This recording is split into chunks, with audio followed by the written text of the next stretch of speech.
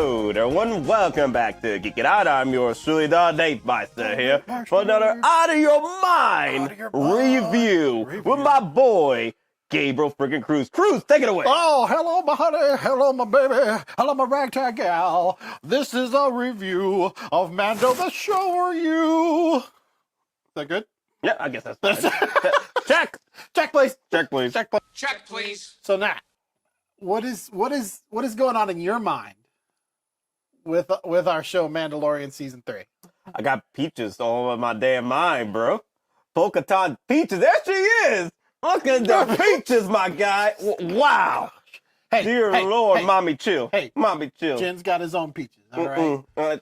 she Equal got that opportunity sway jockey with her too. Yeah, have Bruh. you seen Jim Darren's sway? He's got a sway. He's got that classic Eastwood sway. Yeah, classic Eastwood sway. Yeah. You gotta thank Damon Wayne for that, of course. Of course. Of course. No, but where are we starting with this review, Nat? So, because this is just between you and me right now. Yeah. So, I feel we should let the audience know, of course. I thank you all for coming in and watching the video. I know maybe some of you were like, hey, why not stream it? Well, this could be a premiere video, but I want it to be something with me and Gabe to sit down and have a discussion. Just to talk. It's just you and me. You can look at that camera, too. Oh, that's right. There's another camera right here. Camera Yeah, we got right three thick cameras here. We got a wide shot. We got the profile shots. It's fine. Okay. Yeah. So. Looking all pretty and everything. I gotta make sure we got set up all cameras. Like, especially this one. I can't see over there. Well, I mean, you gotta really come in more. Yeah, exactly. Right? Like, no, but no, real talk. Just to start things off, Mandalorian season 3 just pretty much wrapped up last week. I know there was a lot of memes out there like, damn, not another Mandalorian episode today or yesterday, unfortunately, but it is. Really? Yeah, it ended. People. Oh, is that what it is? Oh, they're not like they're sad that there isn't. There's no another episode. Yeah. Don't worry, we got Ahsoka coming. Ahsoka, yeah, we got Ahsoka coming in a few months. Yeah, August. I didn't even think that it would be possible throwing Ahsoka this year. August is gonna be a great freaking month. Yeah. So those of you who are fans of Rebels and the Clone Wars, Ahsoka is gonna be pretty much something like a refresher, getting back into the swing of things with those shows with Dave Filoni. Yeah, right? but you know who I would love to see also pop up in Ahsoka? Who? And I have a feeling he might. It's our boy from Jedi Survivor. Oh, Cal Kestis. Yeah, Cal. Possibly. We've already seen BD1. Yeah, that's true. Book of Boba Fett, and I think Mandalorian season 3 he popped up for a bit. Yeah. Didn't BD pop up in there in one of the episodes? I can't remember. Yeah, it might have been like 2. Yeah, with Pele. Yeah, when they were on Tatooine. Yeah. So BD is there. I don't know. I'm not sure if it's the same BD, but the BD actual droid is in canon now as far as film and shows goes. Yeah. But before we get into the Mandalorian season 3 finale, not even finale, but the whole season review. Yeah, I do want to share something with the fans out there, the audience. Between me and Gabe, the history of Star Wars from us? Yes, from For two us. nerds, Right. two Star Wars Right. nerds Right. have grew up with the Oh, EU. man. Do you want me to go first? You can go first because I've explained it so many times on streams. All right. Go ahead. I mean, when I would hop on streams a lot more frequently, I mean, some of our older viewers definitely know, or your older viewers especially, they know some of my history, right? Mm-hmm. Okay, so I grew up in Star Wars. Like some of the first things and the first memories I ever have are my mom sitting me down. Okay, I guess this is what some people might say is the tablet going to the little child sometimes to keep their attention. So my mom's attention for me was to put me down in front of Star Wars. Yeah. Okay. So I'm like 4 or 5 years old, 5 or 6-ish, somewhere between there. Okay, 4 to 6. And I remember my mom had these giant, 4 foot by 4 foot pillows, huge freaking pillows. And I would put these pillows up on the sides of me, and then put a blanket up over on top, and I make my own little cockpit so that when the X-wing is going down that trench line, I'm right there with Luke Skywalker. so much like my imagination at that age was just like, yes, X-Wings. And that's why I wanted to be a pilot originally when I was young. Okay. Same here. I was it's similarities. My dad and mom bought me all kinds of Star Wars vehicles. Right. And we would recreate the moments in the films as we were playing them. I would be the X-Wing, or my brother would be the X-Wing. I'd be the Millennium Falcon, or I'd be Red Leader with Wet Antilles and so forth. So there was room to play around with your figures more than just sitting down on the floor. Right. You could actually recreate the moments as the movie's playing. Right. So that's some of it's very, very similar for me, but mine was forts. So I built. I almost think you could almost say like my young filmmaker self was like, no, I need a set. I need a set to play in to have all these adventures. And like right now we're in my upstairs, right? Yeah. This upstairs used to not be finished. Okay. So we used to have like, it was just, open walls, the frame and everything like that. This upstairs used to become my play space where I would build my giant forts for my own ships. But that love of Star Wars as a kid was further developed by my mom trying to find stuff for me to read. She wanted to promote me to read. Yeah. And the big things that I kept gravitating for whenever we went to like Barnes and Nobles is Star Wars comics, graphic novels, Star Wars books. Yep. Anytime we went over to like the libraries on like Fort McPherson or even just the public library, it was sort of the same thing. I would always try and go find Star Wars novels and stuff like that if I was going to read, because that's what I wanted to read. That's what interested me the most, right? So I grew up reading Timothy Zahn's trilogy. Of the Ending Empire. When the first I used to get a bunch of comics. It was either X-Men comics or Star Wars. Yep. And I still have all my Star Wars comics. A shitload of Star Wars comics, right? But it's also books too. When the first new Jedi Order came out, after the Han and Leia's 3 kids grew up, that's what I read them. Mm-hmm. I read when Chewbacca.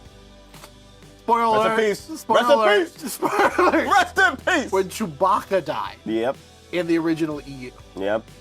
Yes, guys, there is an EU out there. For those of you who don't read or follow any of the stories that are based off the EU, there's an EU out there before we got the Disney Plus shows. And you know what cracked me up?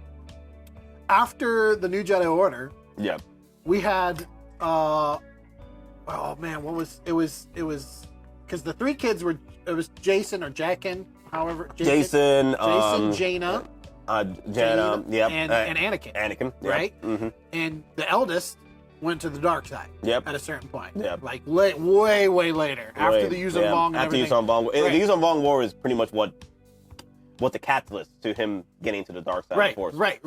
But even further than that, we had the Skywalker legacy sort of dwindle.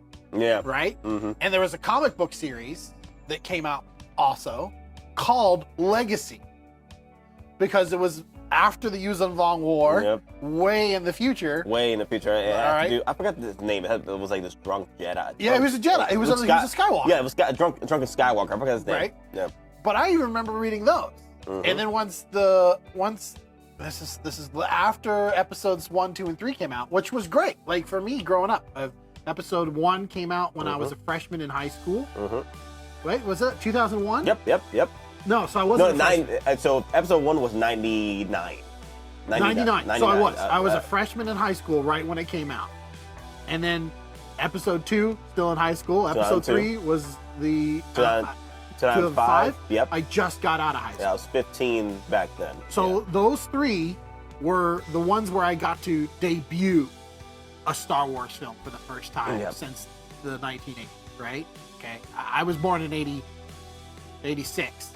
For those, you can do the math. You can do the math there. Yeah. I was born in 86, so I was just off the cusp of episode 3. I wasn't old enough to even go see that as a baby. Now, you're familiar with the, if you remember, the Heir of the Empire, they did hint on what was the Clone Wars in that story. Yeah, they never really delved into it. No. But the idea that the clones, because in the original prequel trilogy, right?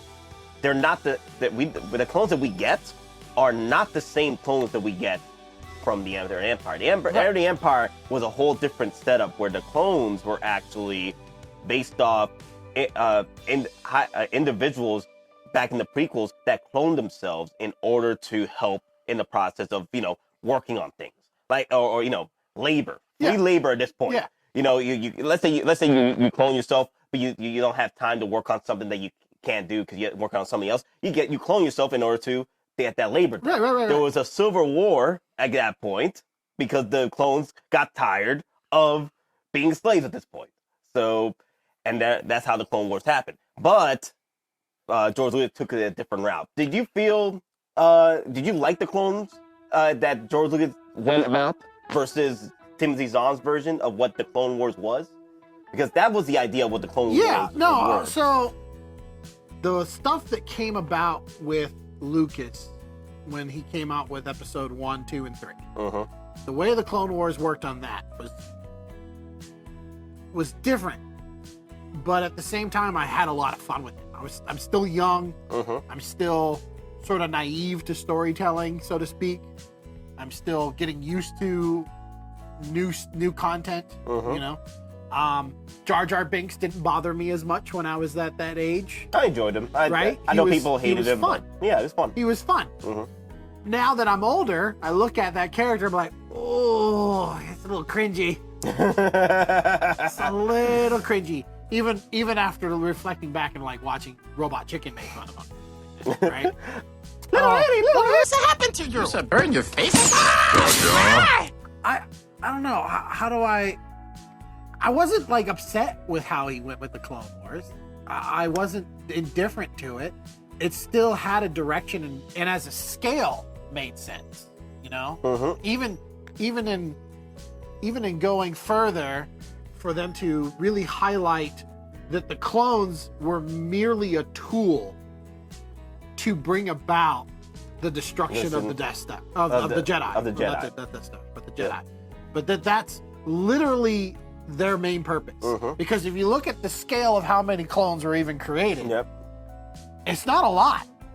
And I think it was even darker. It's pretty minuscule. I feel like it was I think George Lucas went into a darker route than actually creating free labor, by cloning yourself and then, creating free labor at that point. I feel that it was darker by creating child soldiers out of your clones at this point. Well, because they the are clones, young. Yeah, they're young. They're 10 years old, even though they look like men.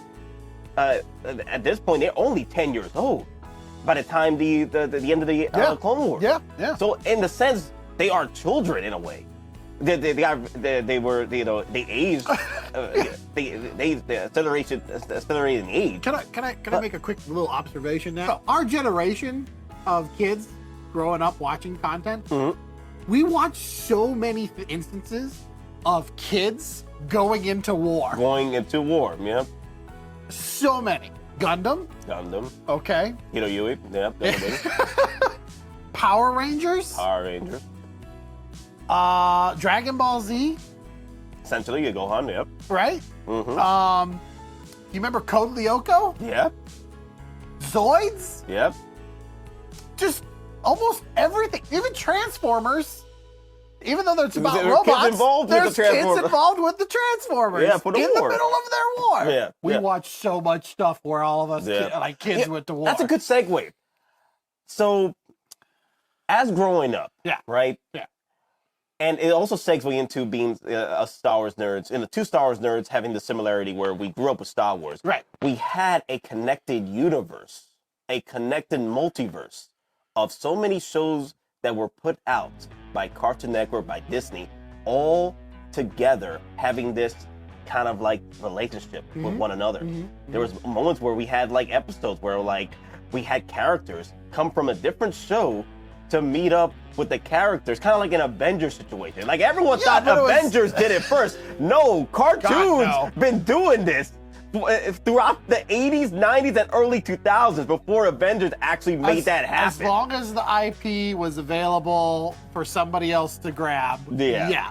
So Yeah, you would have what was like Scooby-Doo with Spider-Man. Hey, yeah. Or Scooby-Doo with, damn, what was it? What was the Batman. Batman. It's Batman. Bad season's Batman with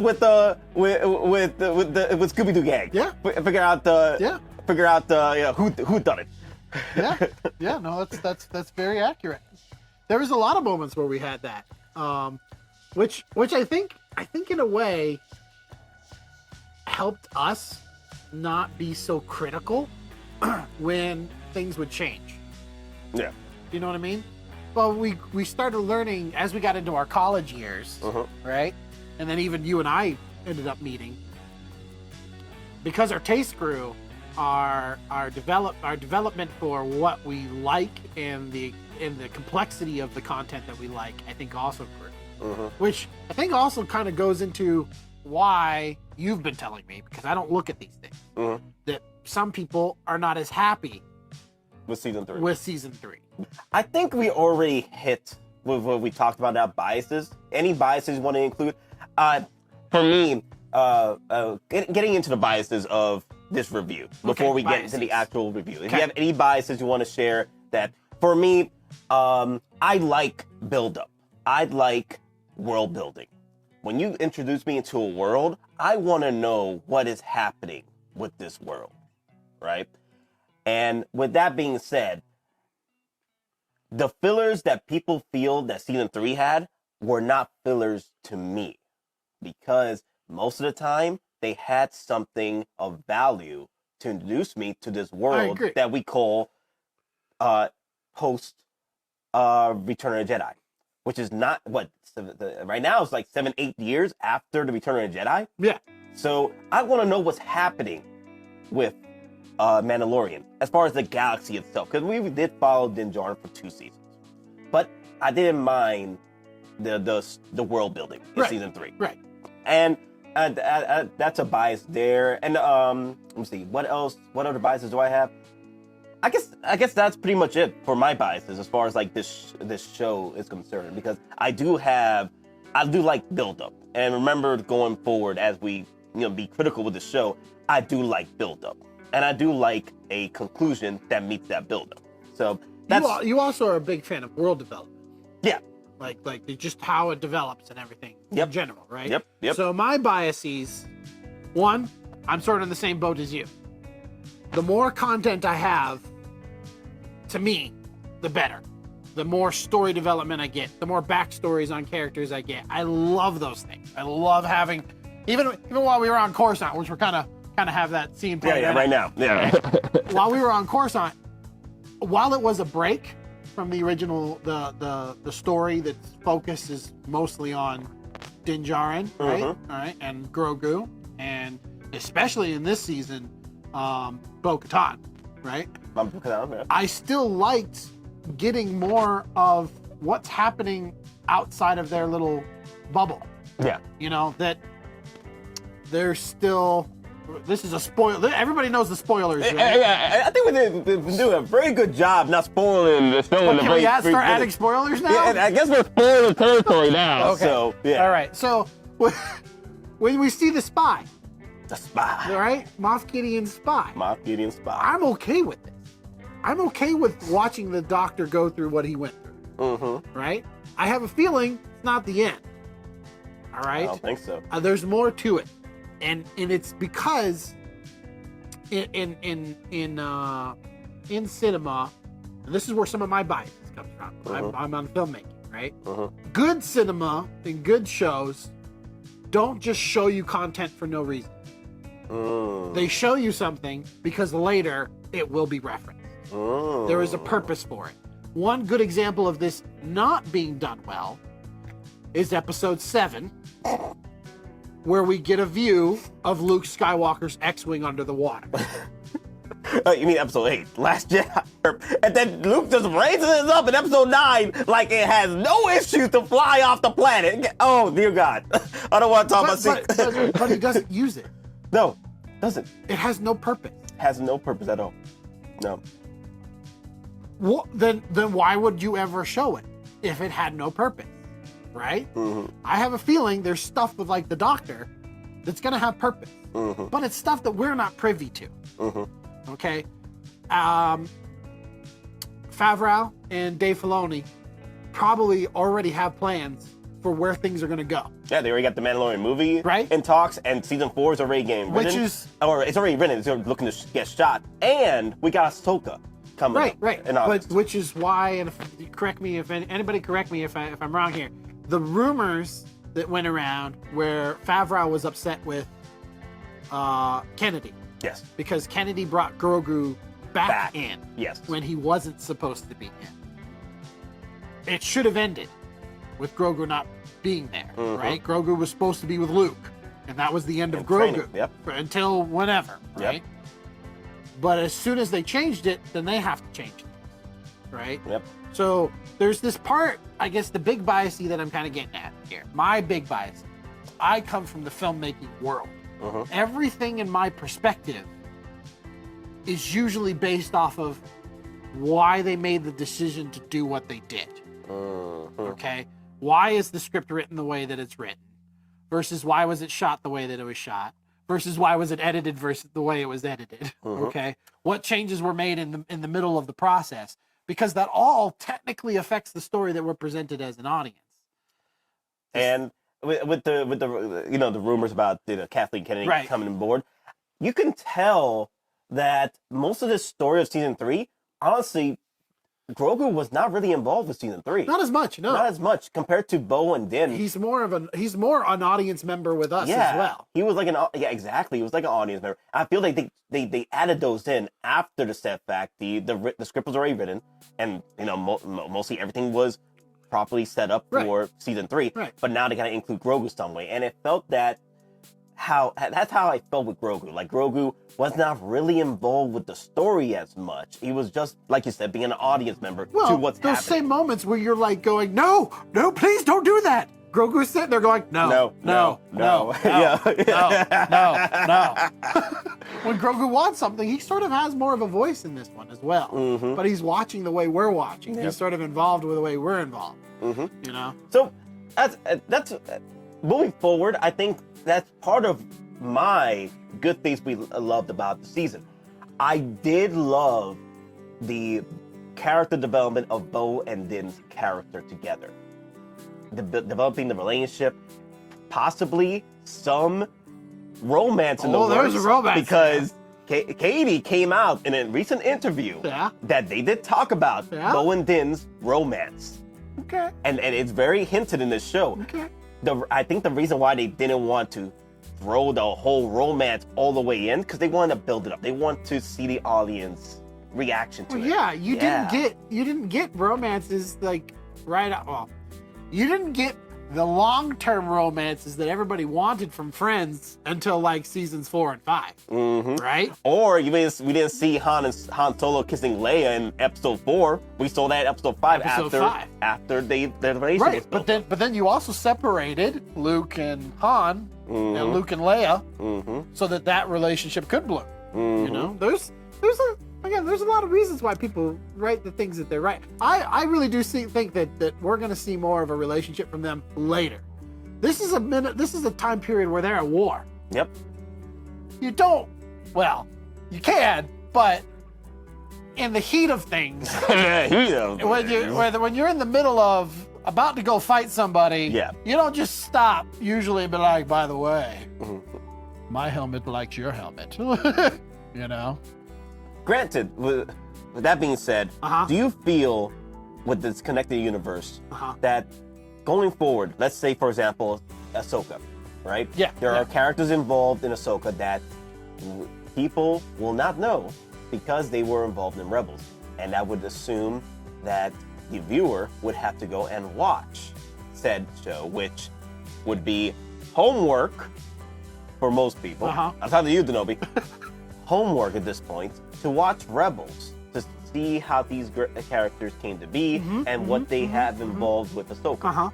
I guess this really is sort of unfortunate. All right, in a way, it's unfortunate for those who didn't keep up with the content that was coming out, and I can understand why. It's geared towards kids. It is, the audience is kid related. It's It's for the child at home or the family, the mom and dad that grew up on Star Wars, still wants to watch more content, is going to watch with their kid. I sort of did the same thing, but I also watched it all by myself anyways because I just love this stuff, right? Exactly. If you don't want to do your homework, then don't do homework. It's up to you. You're the audience member. You're the one who's watching. If you want to know who Ahsoka is, if you want to know who these characters are, you have two choices. You can either go and watch the previous content, or, and probably coming up in some cases, play the game. Yep. Or you can go on the Wikipedia. The Wikipedia. And look that stuff up. Okay? Those are pretty much your two options if you want to know the backstory. But the reason being is because we live in a world now where story is so expansive in Marvel, in Star Wars, in Lord of the Rings, in Harry Potter, in Fast and Furious, in 40K. It doesn't matter where I'm still you're doing at. homework 40K, man. There's so much stuff out there. It doesn't matter where you're getting the content that you want, all right? If it's one of these huge franchises, there is always homework now. Yeah. I feel that even now with the MCU, where it is, you can say no to the shows, but a person getting into Phase 4 and Phase 5, they gotta watch the previous 3 phases. You do. In order to know what's going on with Phase 4 and 5. So there is still homework to be made here. There's always, again, this has to do with the franchise, okay? And why is it a franchise? Because it makes money. Money. All right? Everything comes down to, within this industry, art is being commercialized because they can, and because we'll pay for it. Okay? We pay for it. All you Hot Toys people out there, you pay for it. He's the victim. I am the victim. Okay. I'm not the victim. My victimization comes in the things that we're using to you're watch shooting this. with. That's your victimization. That's my victimization. Yeah, but it's the self-victimization. Not really a victimization at that point. But anyway. You're the victim or you're a victim? I'm a victim of my own making. I hurt myself. Okay. But that's kind of, it's all about the money. It really comes back to the money. All right. What are they making money off of? Are they making money off of Star Wars, or are they making off of money? Are they making money off of? But as a fan, something that's not Star Wars. As a fan, right? Yep. As a fan of the content that we are consuming, don't the fans deserve a better quality? We as audience members will demand better quality. Okay. We as art creators, as content creators, as people who want to make our own shows, right? We would love to make our own quality show. And that's written in a particular way that has our heroes and everything like that. Right? Which we are doing, Mr. Which we are Heroes. doing, Mr. Heroes. Yes, Please like and subscribe and support the channel. We are writing something, guys. We don't have the backing of Disney yet. Yeah. But as much as we want those things, do we deserve those things? Are we entitled to those things? I would kind of argue no. Okay. There was books that came out with the old EU. Weren't the greatest. Weren't the greatest. Timothy Zahn's Heir to the Empire set the standard of what the bar. Yes. But there was books before his. Yeah, before his that did not meet the bar that Timothy Zahn dropped with Heir to the Empire. Heir to the Empire set that bar for what we want, to enjoy from Star Wars novelization. Right. It's just this. I think it's always going to be a war now. Okay? Not a war. It's going to be a conflict between audience members, people who love it, who want more content, but want more of their content, not more of what is given.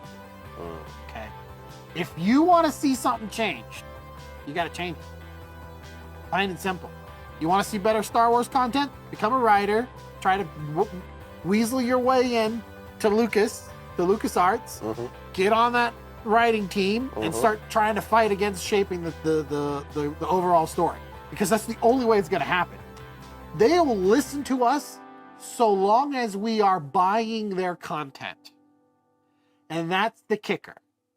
You really want, the other way to change it is to organize to the extent that you make it to where it's not worth it financially for them. And we sort of did. Did When we came out in union that the sequel trilogy was not, because they didn't do anything with the sequel trilogy after that. They did. They had the cartoon. That, and it did terrible. No, the cartoon was actually before, in between the sequel trilogy. The actual sequel trilogy itself, there was no films after. Oh, there's nothing after that. Yeah. So we did actually, because they could have continued the sequel trilogy if they wanted to. Yeah. It took them literally, what? It has been what? How long has it been since the sequel trilogy? 5, 6 years? It's been a while. Yeah, it's been a while, right? Yeah. Yeah. So now we got Mandalorian stuff, which But we that's are making gravitating. Yeah, we won. We won, guys. As far as like getting the content that we want to watch, which is the Mandalorian. It was great stuff coming out compared to the sequel trilogy. But that being said, I feel that when it comes to watching these shows, watching these films, art is going to be subjective. Of course, always. It's good at the end of the day, but at the end of the day, don't feel that being critical to a show or being critical to a movie doesn't mean we hate it. There's some. Oh no, that's completely different. Because people like to correlate that. That If is you're completely critical different. by anything, you hate it. No, honestly, I really like Mandalorian season 3. Me personally. Are there things I would want to change? Yes. Yeah. Are there things that I would be like, ooh, you could have done this a little bit better? Heck yeah. Yeah. All right. Like I still get hate for Book of Boba Fett enjoying it. I love Book of Boba Fett. I loved it. But as Book of Boba Fett, a lot of flaws. Yes. A lot of flaws. Yes. Not denying the flaws. Yeah. What I'm saying is, it's made. It's done. You can't change it. You can go back and re-edit it like this one guy did with Obi-Wan. Yep. Much better show. Much better. Much better show. Actually, it's more of a movie after his re-edit. Yeah. It's a much better movie the way he re-edited it. Yep.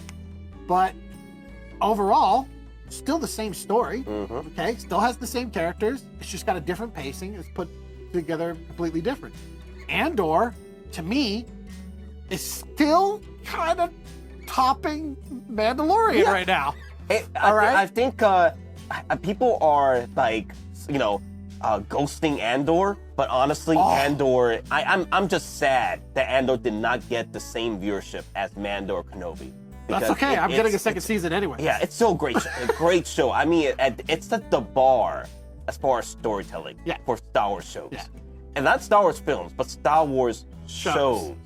Oh, where Mandalorian brought back the gunslinger and the Western aspect of it, and still very much so does, still has that involved. It's just now we're building into more parts of the universe. We go back to Coruscant and things like that. Andor is the spy movie that I've wanted. 007. Okay. Let's go. No, it's more Jason Bourne. There you go. It's more like Jason Bourne. It is more Bourne, especially since the director is the same. Exactly. It's the same guy. All right. So it's the Jason Bourne, but that's a part of Star Wars we never got. Yeah. We heard about the Bothans stealing the Death Star plans. We never got the Bothans stealing the Death Star plans, right? In this, we've heard over and over and over again about all these different acts against the Empire, where they're stealing things or taking tech from the Empire or whatnot. We never saw that until Andor. Yeah. Right? Just like Rogue One, which I also love. Still love Rogue One. Still the best Disney film to date. Does it have its flaws? Yes, it does. But it's a war film. It's a war film. It's not the traditional Star Wars fantasy. It's a Star Wars war film. Yep. Okay. So it's got its own dynamic, its own way of looking at things. War films are very focused on something very specific. Okay. It's a squad that has to go across part of France to get one guy. In this one, it's a squad of some mismatched people who have to go get a Death Star plan. Yep. That's it. That's it. If you need more character depth, then you gotta start talking to these writers. Like, there's nothing we can do about it. Yep. It's made. There's the writers work within their own confines. The writer can come in there and say, I want to do this. I want to make it the way my fans want it. The fans want to see it. And then there's going to be somebody, Kathleen Kennedy, who goes, no. Which, I feel That's that too warish.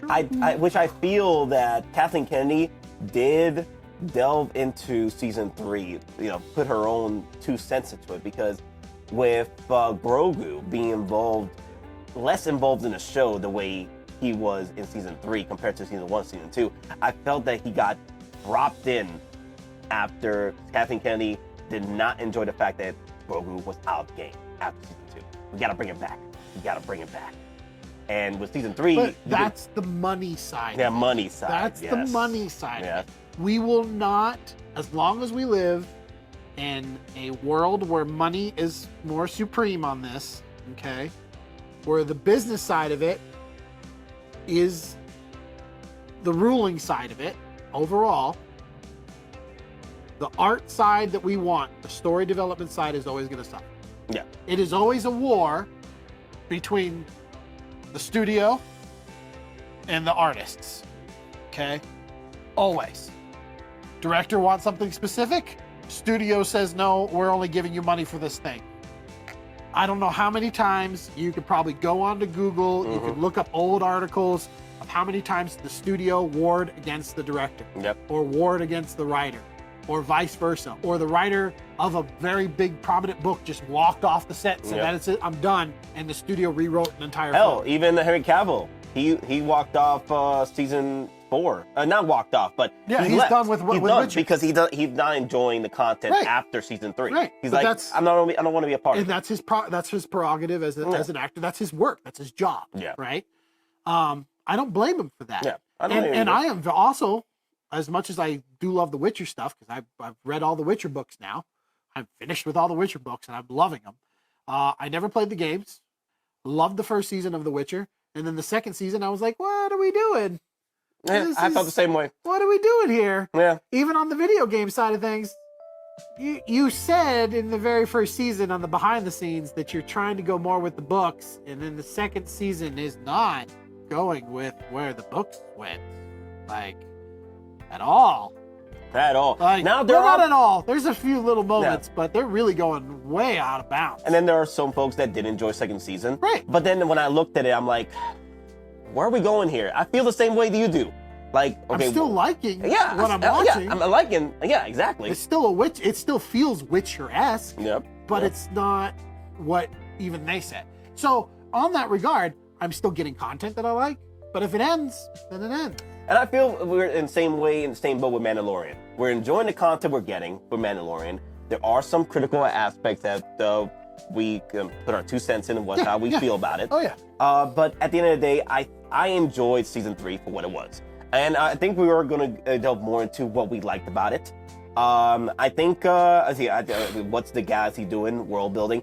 I enjoyed the world building with season 3. Oh. I know people did not enjoy it. I love the fact that we went back to freaking Coruscant, right? And see the politics of what's going on with the world. And we got a taste of it. We also got other worlds. Exactly, yeah. As much as the Jack Black, I think you've told me this many times, the Jack Black and Lizzo world aspect is controversial. I still really liked it. I really kind of felt like, and this is showing my nerddom on Star Wars here. It felt like reading one of the old comics from the early 90s that had some random governor that Luke Skywalker didn't like because he was oppressing his people or something, but the world looked weird and oddly colored, like a Marvel comic from the late 80s. You know, it had all these very vibrant things just thrown out in the middle of nowhere, along with this huge dome and everything. It felt like a comic book that I was sort of reading. It was like one of those little episodes, those little tidbits of, hey, here's a little side thing that Skywalker did on his way from planet A to planet B. Yeah. You know? I didn't mind the episode. I thought it was a fun little date episode between Bo and Din. Just trying to figure out what it was going on with these droids, you know? I was fine with the episode. Granted, I felt that we could have gotten like a more grandiose episode where it was the Christopher Lloyd turned the droids against the city, and then we had Bo bring in the Mandos, to show them that I deserve to be the leader. I want to bring in and show off the prowess of the Mandalorians against the battle droids. Bring back the whole Clone Wars situation, like it be a reference to the Clone Wars once again. It would have been cool. It would have been cool, but we didn't get that, which is fine. I still enjoyed the episode. I would have preferred, the army of droids against the city. Because Christopher Lloyd, bring back Count Dooku! Count Dooku will rise again! I love that. I love the whole step of the situation going there. He was like Count Dooku was a saint! He was a visionary! Well, you know what that episode brought me back to? What? Droids, the droid rebellion. There Ah! was a droid uprising. Yeah, it's an uprising. yeah. There was a droid uprising with like this R2-D2 and C-3PO like character. They're like the nega versions of them. And they convinced other droids to rise up against their masters. Yeah. And we kind of also got that in Solo. We got that for a little bit with Calrissian's droid. I forgot the name. Right. Yeah. But those are those are like little throwback hints of like little Easter eggs. That's the word I'm looking for. Like little Easter eggs of those moments in Star Wars history where the droids were like, we don't want to be slaves. And you kind of saw that at their bar, you kind of got that whole thing like, no, we feel useful. We want to keep feeling useful. We don't want to rebel. No, we don't want to be replaced by humans. We don't want to be replaced by humans. Oddly enough, our art's being replaced by AI. I felt that the droids, they know where they stand as far as being mostly battle droids, and they're like they could be decommissioned at any point in the story, and they don't want to be decommissioned. They want to be useful. They want to be part. They want to be alive. They want to live. Right at this point. Another controversial episode, which I did enjoy. Okay. The Coruscant episode with Dr. Pershing. Dr. Pershing. I do say. After watching the season 3, we know what happens in the finale. Episode, I think it was episode 3? Right, episode 3, the hour-long episode that had nothing to do with Mandalorians. It had to do with Coruscant and Dr. Pershing's life in Coruscant. Well, you know what else it had to do with it? Cloning. Cloning, there you go. The cloning that gets referenced later, that gets built, that's what I love build-ups. That mention about the cloning and what he was doing to perfect it pushed the Dark Trooper program to its perfection with Moff Gideon's ultimate goal, which towards the finale, he explained. Yeah, it reveals. Right. So I did enjoy that. We almost got Force user troopers. Bruh. Dark Troopers with Force using capabilities. Dude, okay. Live action. But wait. The Dark Troopers, the troopers with Force capability are not technically the first Force-sensitive troopers. No, they're not. Okay? The Imperial Guard. Yep. All right? Our Red Guard, the Royal Guard, are Force-sensitive. Yep. Right?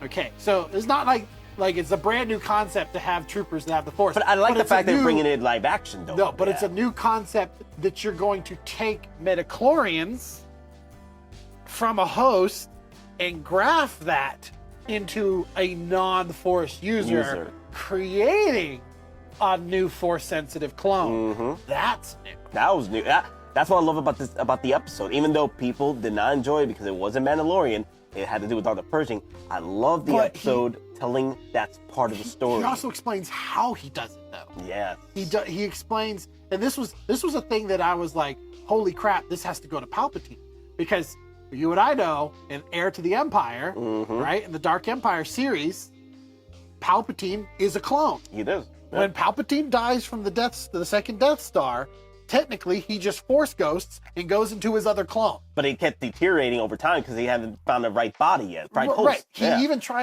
has a moment where he seduces Luke to the dark side, and Leia has to bring Luke out of the dark side. Exactly, because he wanted to use Luke's body as the new host. Right. Yeah. I thought when we saw clones in season 1, we were going with that storyline. we still technically have that hinted at in Project Necromancer. Okay, yeah. so it's still a thing. Mm-hmm.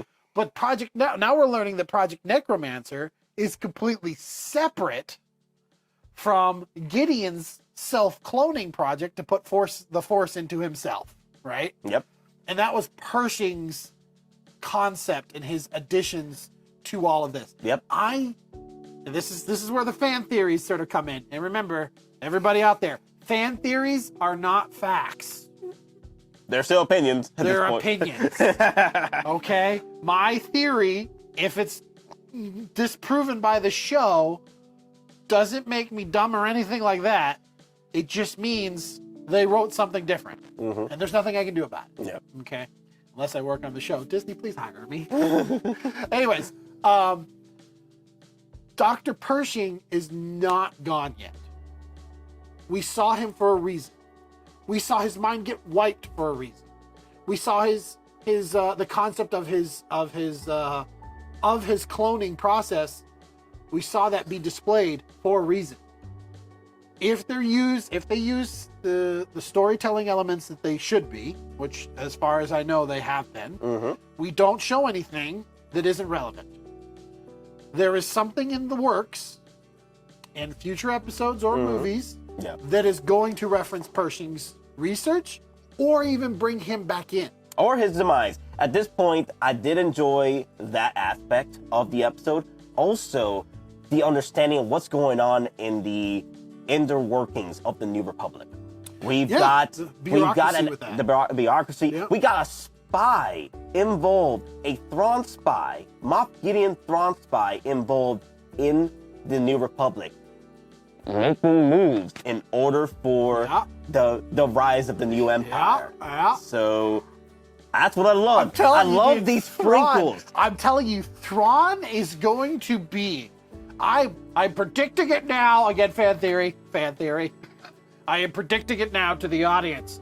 Thrawn is going to bring shit you guys haven't even thought about. Yep. All right? And if you don't want to do your homework on Thrawn, I'm so sorry for you. You're going to miss out on so much. Yep. You can just watch Rebels. I know you don't want to read a book that's spies, but watch Rebels. No, read the book. Read the book. Read the Empire. Great stuff. Thrawn making moves, making 4D chess moves. Okay. No. Thrawn doesn't make 4D chess moves. Thrawn's like 5 times worse than that. Do you remember? Hey, here's one for you Star Trek fans out there. Okay, Don, you're gonna love this. Do you remember an episode where Data ends up fighting, or not fighting, but having a game off with another alien? Yep. But the whole thing is a concept. You like move your fingers around and it twists everything in this huge cube. Yeah. But it's like you have to think like 1,000 moves ahead in order to beat your opponent. That's what Thrawn plays. Wow. That is the. It is downtime too. Thrawn is. Dude, he's worse than any other commanding officer of the Imperial Army. I tell you this much. Or the Imperial. The Empire. Period. The Chiss always had to work based off of strategy, not numbers. The Empire is all about overwhelm, right? Build out a huge force. You show up en masse. You got huge turbo lasers on your Star Destroyers. Hundreds of TIE fighters that start swarming out, out of all of these different Star Destroyers that you probably massed on attacking. Yeah, and unfortunately, that was the demise of the Star Destroyer. They had too many big ass turbo lasers that were good against capital ships, but they weren't good against fighters. And that's where the TIE fighters came in play. But unfortunately, with the TIE fighters, there are swarm tactics and not many good shields. So you can quality over. It is quantity over quality. Yeah. But that's why Thrawn works off of tactics, because the Chiss are smaller in number. He wanted a better fighter, because the better your fighter was, the more that you could deal with only one fighter. But it was very expensive. That's why Tarkin was like, no, we ain't gonna have that. Thrawn. Tarkin was ultimately, I think Tarkin in a way was also ultimately the downfall for how they had to streamline everything.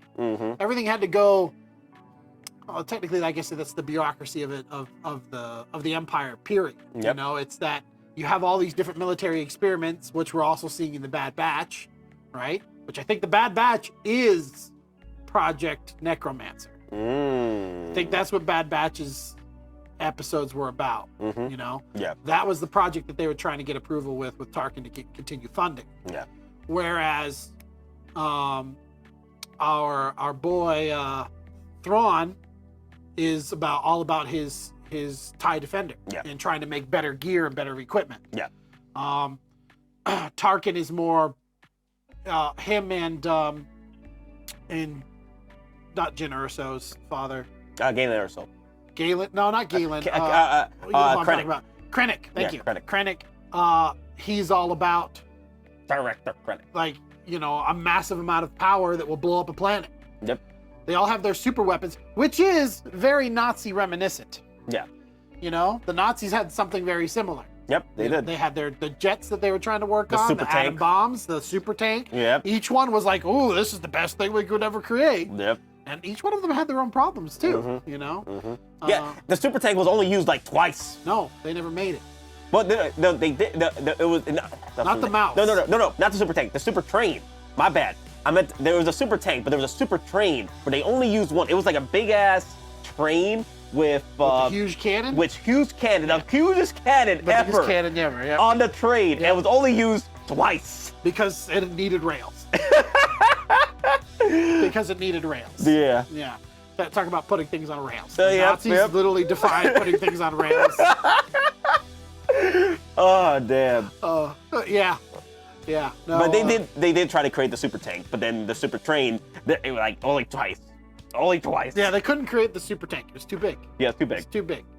They couldn't. The super bomber almost came to be though. A super bomber. Almost. Almost. It was Close. being built, and that Yep. would have gone from Germany all the way to the United States. Yep. That's how far that would have gone. But again, it's sort of the similar thing. So many different projects. You want to kind of fund all of them to make your empire as best you can, but you can't. Yep. All right. But Thrawn had to deal with and it's like almost whatever crumbs were given to Thrawn, he was like, fine, I'll take it. I'll make it work. And I'll make it work. oh yeah. Oh, and he made things work. Oh yeah.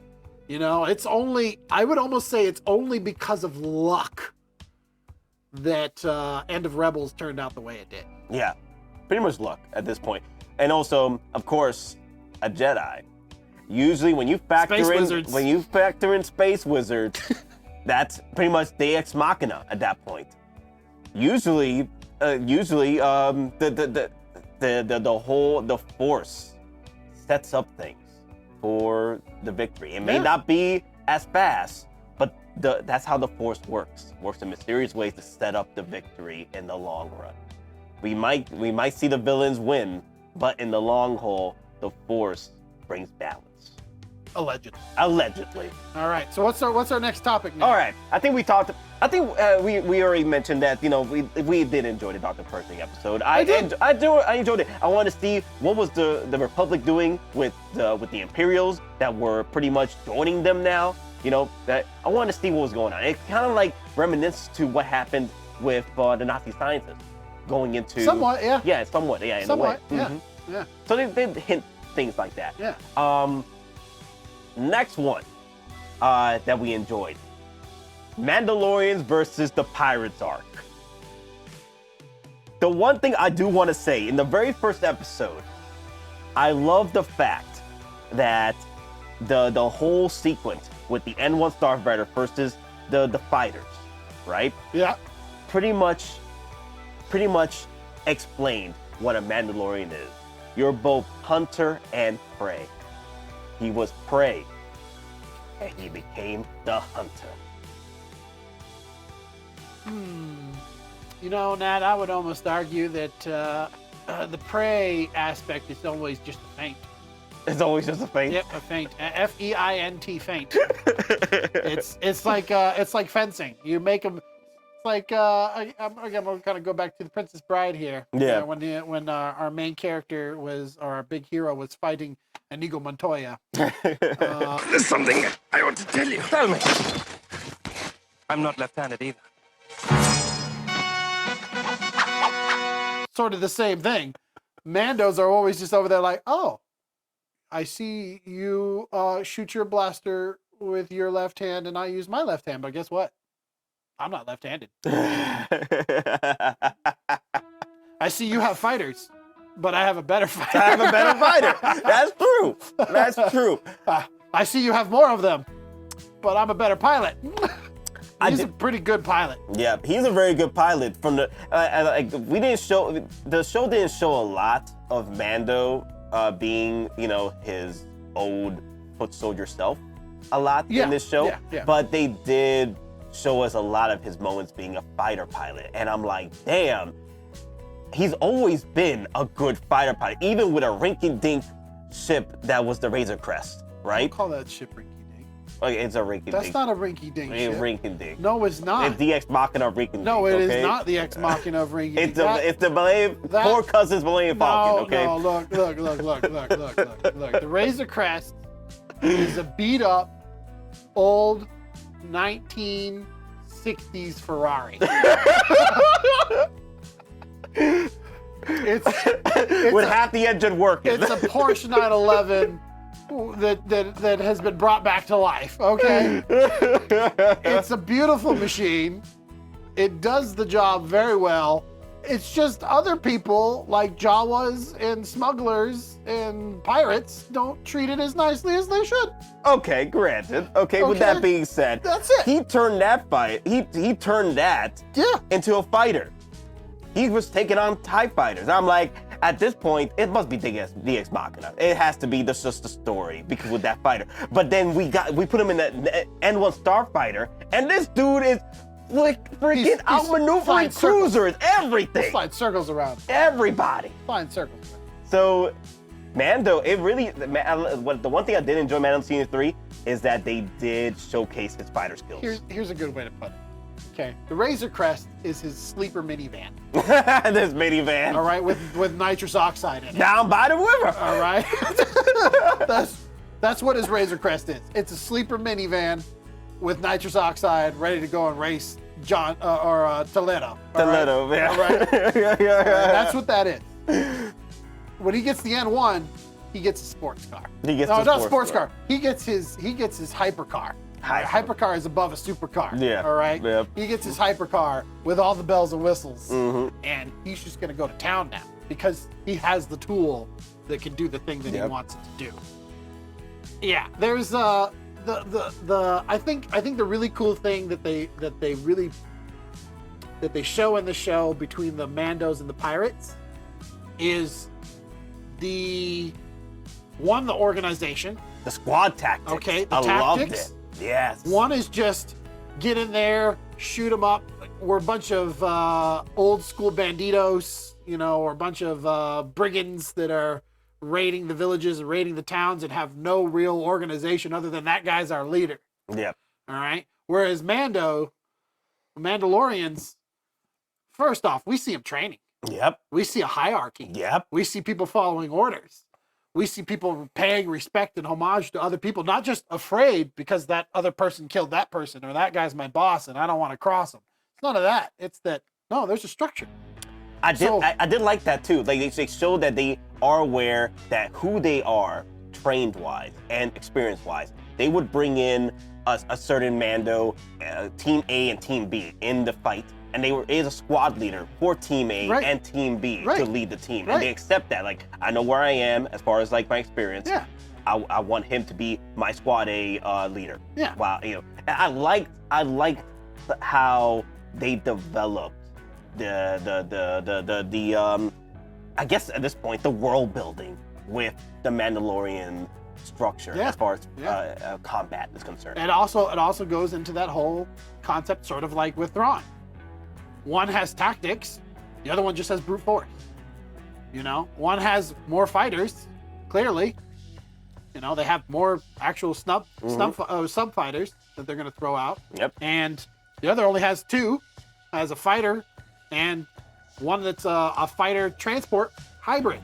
And you know, that being said, in the finale, in the two final episodes, we had troopers come in with the same armor but not the same experience. And they get wrecked by Mandos with the same armor, actually worse armor than the actual new armor, and still get I wrecked. would honestly argue, okay, this would be my argument. The Mandalorians have better armor, period. The Stormtroopers' Beskar armor is not refined the same way. Because they're not made by the they're Mandos. not made by the Mandalorians. Yeah. It's like having it's still an Imperial tactic. Mass produce. Mass-produced version. Make a whole bunch of them. If you look at, I'm pretty sure if I remember some of the armor, we have the armor on our Stormtroopers doesn't cover as much either. Yeah. So there's more gaps. There's more ability to take them down. That's why you see Mandos don't get taken down as much. They're still getting taken down, but they're not taken down as much. And they're doing more close combat with these Beskar Imperials. But again, that's why they showed them doing close combat training. They showed them doing, whipping, put the whips out there, blade. bring them in with the blade, use your shield. Just it really. When you watch, like even this scene, we're sort of seeing a little bit of the scene right now. When you watch the armorer make armor, it takes a while. Whereas I'm pretty sure when the Stormtroopers' Beskar armor is being made, it's being stamped out. It's here's our manufacturing process. Put all the Beskar in there, and boom, print out the next piece, print out the next piece, because it's all uniform. Whereas the armorer is taking time to put in the work to make a piece specific for the wearer. Every single piece. I think that it goes into it as well. There's a difference in the quality of armor. There's a difference in the quality of the Beskar that's being used. There's a difference in the tactics that are being used. The Imperials still have that swarm tactic. You throw a shitload of Stormtroopers at them, and hopefully you'll win. Even Moff Gideon was making so many different versions of himself in order to just pretty much overwhelm. And now he did see the quality in the Beskar as well for himself to have a proper suit to going forward with his Dark Trooper program, which he also became himself. And you notice his armor covered more. He had a lot more coverings on his armor than his drip was beautiful though. Not gonna lie, that drip, bruh. He had the drip. The drip. Is that the word for his clothes? Yeah. Is that what the young kids call it these days? You the guys drip. use the word drip? Yep. He got the drip, man. His drip is fire. He was drowning in drip. He was drowning in drip. Either choose drowning in drip or freaking flying in drip. Okay, I remember the term looking fly. But can you fly with a drip? Yes. Can you drip fly? Drip fly. Or can you fly drip? Fly drip. Can his drip have a fly? And if so, should he zip it? Depends on the situation. Depends on the situation. If the fly is fashionable, unzipped, then hey, fashions, bro. Fashions. I'm just saying. But either way, going forward, right? It's about the fashion these days. It's about the fashion. They keep coming back. Anyway, that being said, I did enjoy the Pirates arc. I do wish they did go with a third team, which we had two teams. The Squad A and Squad B take out the town of pirates, rightfully so. I wish the third team comprised of Bo and Din taking on the ship themselves and taking it, reincarnating, because that's one of the best looking ships I've seen. It reminded me of the Imperial ship from Dark Empire. The one, the Dark Empire Imperial ship, the Excalibur, Executor? You're talking about the one with the Death Star laser. I forgot the name. It was the Dark Empire. No, it wasn't a Death Star laser. No, it was a laser though. No, it was like one of the destructors type things. It like disintegrated stuff. It was a laser. No, it wasn't a laser. It was a laser. Don't make me go get the comic. It was a laser. Don't make me go get the comic. No, I'm looking it up right now. It was a Death Star laser on board that ship. That's why they threw in the Death Star laser and all these Star Destroyers at the Rise of Skywalker, because they took the idea from Dark Empire. I forgot the name of the ship though. Dark Empire Star Destroyer. What was it? The black one. The black one. We're talking about the black one. The black one. The Eclipse class Dreadnought. Dreadnought. Yes. It's Dreadnought. Yes, and I believe it had still by Kuwait. Yep. Yep. And we're on the Wikipedia now. Yep. Eclipse Super. It was a super laser. It was an Eclipse Super Laser easily had the power to destroy other super star destroyers. Yep. As the Annihilator found out when. But it wasn't a full Death Star laser. It couldn't destroy planets, but it could destroy quite a bit. It could take out another big ship, another capital ship. Yep. Okay. Yep. All right. Yeah, I love that ship design because it reminded me of the Eclipse Star Destroyer. It sort of did, yeah, with the. Yeah, there it is. That sort of tail that comes off of it. Yep. But it's almost like that mixed with a hammerhead. Yep. You know the hammerheads. The hammerheads, yeah, from Rogue One. If you watch them, and also hammerheads from Old Republic as well. Yep. It reminded me of those. Yeah. Sort of like a mix between the two. It was a good ship though. Yeah. It's a good looking ship. There's a lot of good ships these days. Coming out. You know. Mm-hmm. Did you enjoy? Since we were talking about the pirates, did you enjoy the evolution of the Navarro and Grief Karga? I thought it was fun. I thought it again. It kind of goes back to the whole Western type of thing. You know here's the outskirts Western town that's out of the way. It's not part of the big city. Mm-hmm. You know, what Coruscant would be, I guess. And like I did like the bureaucracy, the whole situation with Outer Rim planets. They didn't get as much protection from the inner colonies. That is technically true to the original source material. Yep. Because a lot of the Outer Rim planets stay separate from whatever conflict is happening between the Republic and the inner planets, and the core planets. There you go. That's the core planets. Yeah. But that also goes to I know Tatooine is our big one. Is very similar to that regard. Yeah. Tatooine is more under the control of the Hutts, which is in Hutt space. Yep. Which I guess I could pull up a map and show everybody where different spaces are. Yep. Because there is different. The Empire / Republic / Separatists. That's all a very specific area of the universe, right? Mm-hmm. Of the galaxy. Yep. And the Outer Rim territories are specific. Hutt space is huge, and it's their own thing. Later, the Imperial remnants had their own space that was separated. Like but I do enjoy that we have something different that's not Tatooine because Tatooine can honestly get a little bit overused. And another thing too, I love the fact with this world building that we got to see a lot more of Greef Karga doing stuff. Yeah. In this season. Yeah. Because in the previous seasons it was like what 1 or 2 episodes, 3 episodes. Yeah. Here he was literally a part of the story, like most of it. Yeah. I was like, damn. I did enjoy that. I did enjoy seeing more Greef Karga. I did enjoy seeing the actor that plays Blue. We call him Blue now, the X-Wing pilot. Now, I call him Blue now, and I love the fact that he was, we're bringing it up right now. The whole little pilot escape here, exodus here. You know, pilots enjoying their vacation or, drinking. Dave Filoni and was in these shots. Oh yeah, I saw him.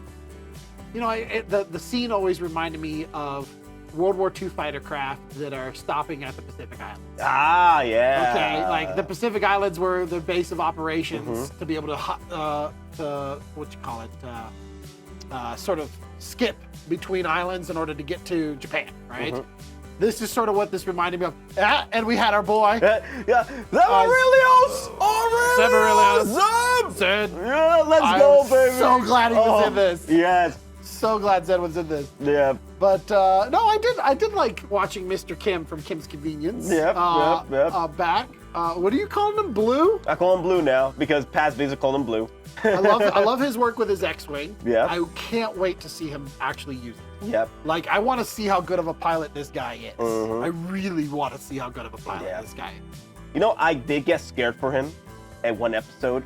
In the same episode where he was investigating what happened to Moff Gideon, I thought there was a cloaked TIE fighter in the back.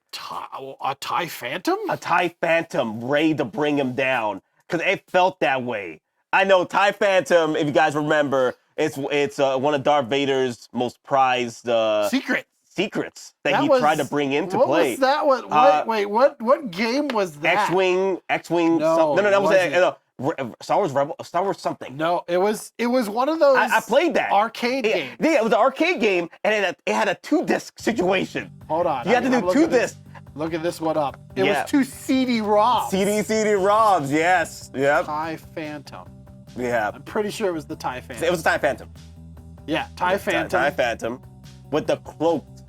I thought it had a cloak. Yep. They brought it back. They brought it back in one of the shows. They did. Oh, okay. If I remember correctly, they brought it back in one of the shows. I'm trying to look at see where the first time we brought it in.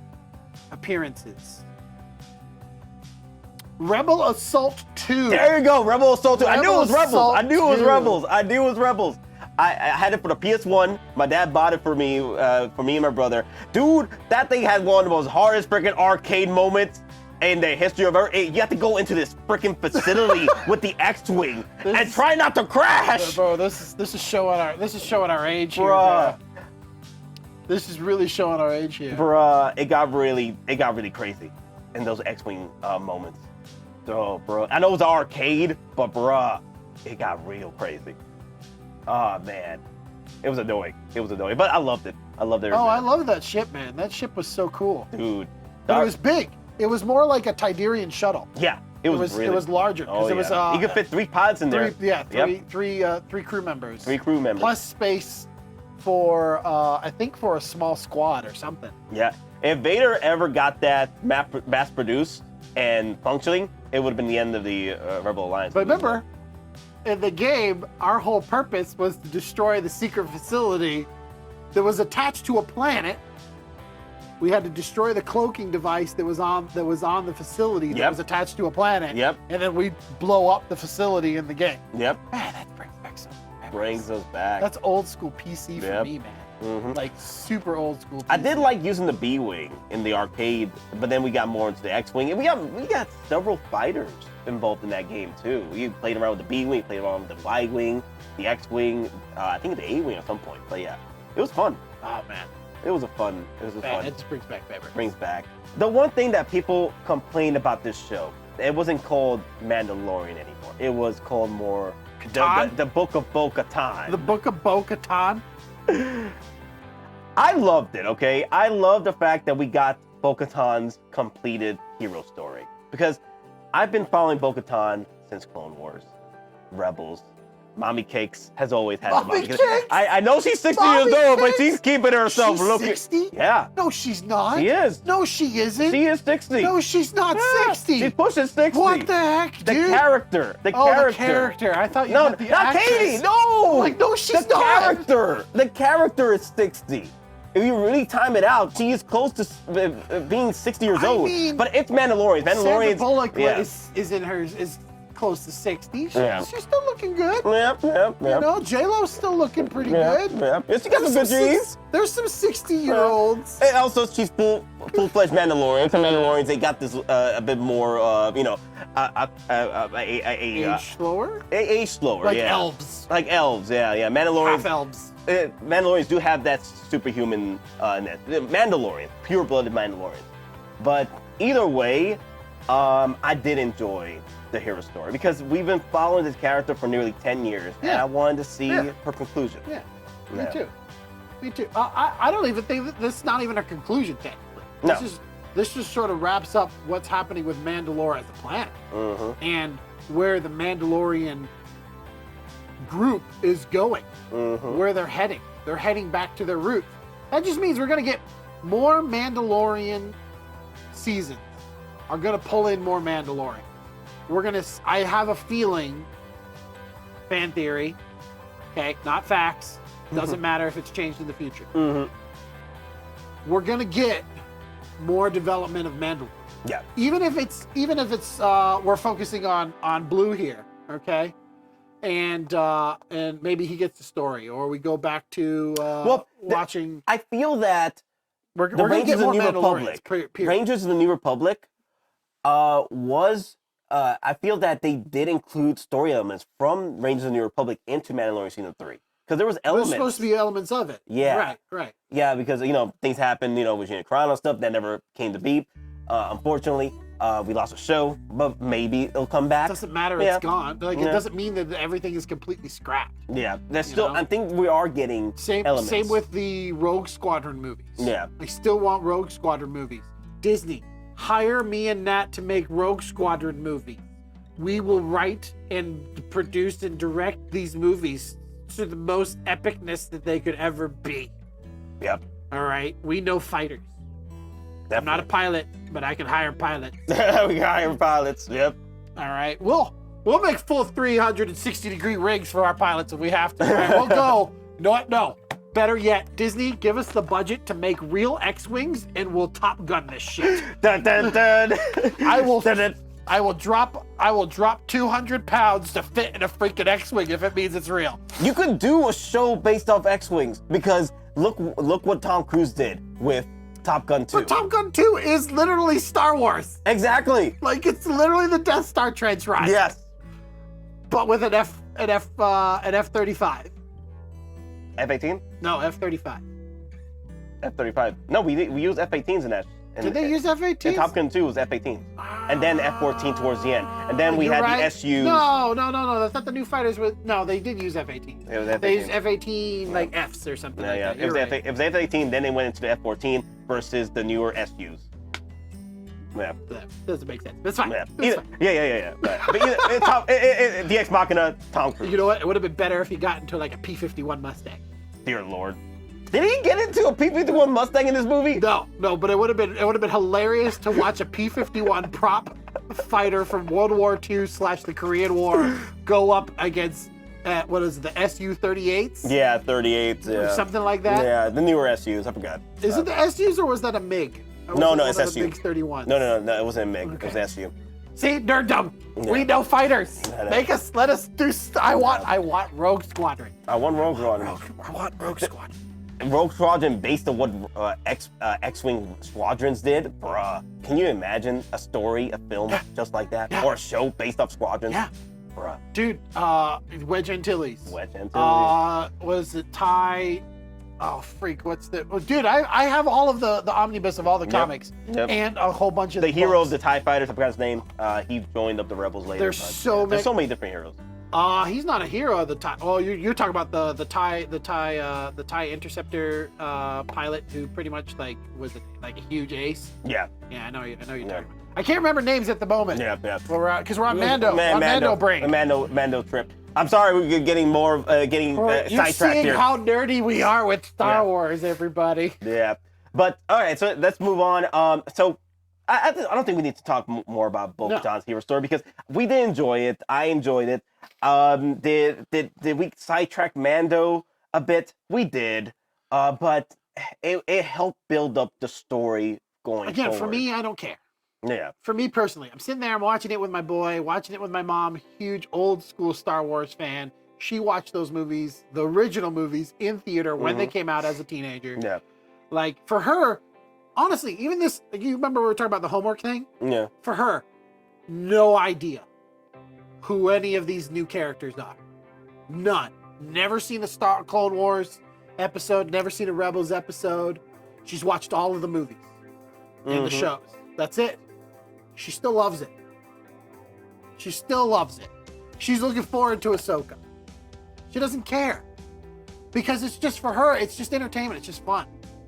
You know, and technically, in the long run of these things, unless you work in the industry, really, or your life is based off of what comes out of this, it's not going to matter. It really doesn't matter in the long run. Yep. We're still going to live our lives, and we're still going to be okay. At the end of the day, I did enjoy it. I still had so much fun. Had fun with it. Yeah. I didn't mind it. I don't mind building the world of this universe that we're enjoying, this galaxy, far, far away. How did you feel about Ahmed Best coming back into Star Wars as a Jedi, not Jar Jar? At this point, when I saw Ahmed Best pop up, I was like, Jar Jar's back! Jar Jar is freaking back! He's here to save the day, save baby Grogu. Baby Jesus, let's go! Baby Jesus. Take the wheel! Baby Jesus is one of my favorite versions of Jesus. Look, I like the baby version the best. Do you hear me? I like to picture him in a little suit with a tie. He's one of my favorite versions. Hallelujah. Amen. No. Oh, sorry. I like to picture him on a little t-shirts. It looks like you're in a suit. It's kind of formal, but it's not. I like to picture Jesus in a tuxedo t-shirt because it says like, I want to be formal, but I'm here to party too. Imagine that. I like to see Baby Grogu It's a Beskar armor. in his Beskar armor. Not the actual armor, Not but the actual armor. But It's more like a shirt that looks like the armor. You know, like he's cosplaying his own self. We're walking around with the dark saber. He's walking around with a little dark saber. He's like, he's doing all his little cooing and con all around the rock. Oh, damn. I love it when we go back into the prequel era flashbacks. I do enjoy it. How did I feel about seeing our boy Jar Jar back on the... Yeah, I'm invested. He doesn't get enough credit for what he did with Jar Jar. He doesn't. I think he did, like, he was given a character. That's the character he has to play, right? And as kids, honestly, when I was younger, a teenager, right? I used to also babysit these three boys when I was a teenager. Okay, they used to love Jar Jar. I used to think Jar Jar was hilarious because he is comic relief, right? He's there as the bumbling idiot, right? That's his role. He's not there to technically move plot along, which he later did. Okay, he later moves the Empire, or he moves our Chancellor into the Empire. Yep. Right? Mercy powers to Supreme Chancellor. Right. So later he becomes that, but when we first meet him, he's just the fool, right? In the classic story archetypes, he's the fool. Fool of the two. All right. But the actor played his character well. I think he played the fool very well. In this, I love that they gave him something new. They said, "Hey, we know there's this whole nerd-spiracy, if I could borrow from my own old school or show. We know there's this nerd-spiracy about Jar Jar being a Sith. How would you actually just like to be a Jedi? Not Jar Jar, but you. You're your own Jedi character." And I like that they gave that to him. Yep. I think it was a good way to take Grogu's backstory of how he started at the temple, and then sort of give us a little bit more of that story where how he got out of the temple, because that's always been a question for people, right? Yeah. How did he? Do you think survive? they should have kept? Do you think they should have kept that mystery? No, I think telling it is not a bad thing. Like, I think telling the mystery is not a bad thing. I think we're gonna get more content because Grogu is so iconic, and because Grogu is a moneymaker for them, we're gonna get more Grogu. Yeah. Whether it's in the form of cartoons, which we've gotten those little cartoon that little Studio Ghibli type cartoon short, or we're gonna see more backstory stuff pop up for him in Mandalorian seasons, or if at some point somebody says, "Hey, let's just greenlight a Grogu story." I really do think Grogu, like the backstory stuff on Grogu, is not going to be. Okay. And if we don't see it visually, it's going to be in a book or a graphic novel. They're gonna, it's something that makes money. They're going to use it. Yeah. They're not going to throw it away. Yeah. All right. That's just that Kathleen Kennedy didn't want to throw it away. Yeah. So we're not throwing it away. They're going to have more out there about Grogu. But I do like how we got a new Jedi. Yep. We got a new Jedi who, as far as we know, survives the Order 66 attack Order on 66. the Jedi Temple. Yeah. Right. Could that also tie in with Cal? It could. There's a lot of different ways they can go with it. Yep. When you introduce a brand new character, it's kind of open. Yep. You could cut it off there and, he was just the guy who took Grogu out of the temple. Yep. You could expand it from there. There's going to be fan theories. Everybody, I think it's nothing but a good thing to expand. You know what else I enjoyed? That the character Ahmed Best plays is a character that's been in the Star Wars universe as far as shows they did earlier in the early Disney, when they bought, when they did a talk show thing with, not talk show, but a training. They brought his. It was a kid's was it Trials of the Temple or something like that. And they brought him in, and they still brought that same character. And I'm like, okay, cool, character progression for this character that you guys already created. So I'm like, wow, all right, let's go. I was cool with it. I enjoyed the moments where he was taking on the clone troopers and saving Grogu and what have you. We got to see a lot of the like. I love prequel nostalgia. I love it. I grew up with it. You grew up with it.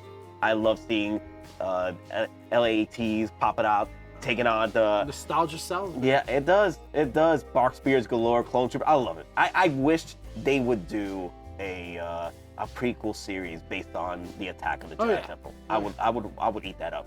I would. Oh, content right there. I don't care. I don't care. I want, if I were to say something that I want that's still like post Order 66 stuff, I would love to see something along the lines of Force Unleashed coming out like as a story. Yeah. That, and then you and I have talked about this forever. Actually, Shadows of the Empire was something very similar to that.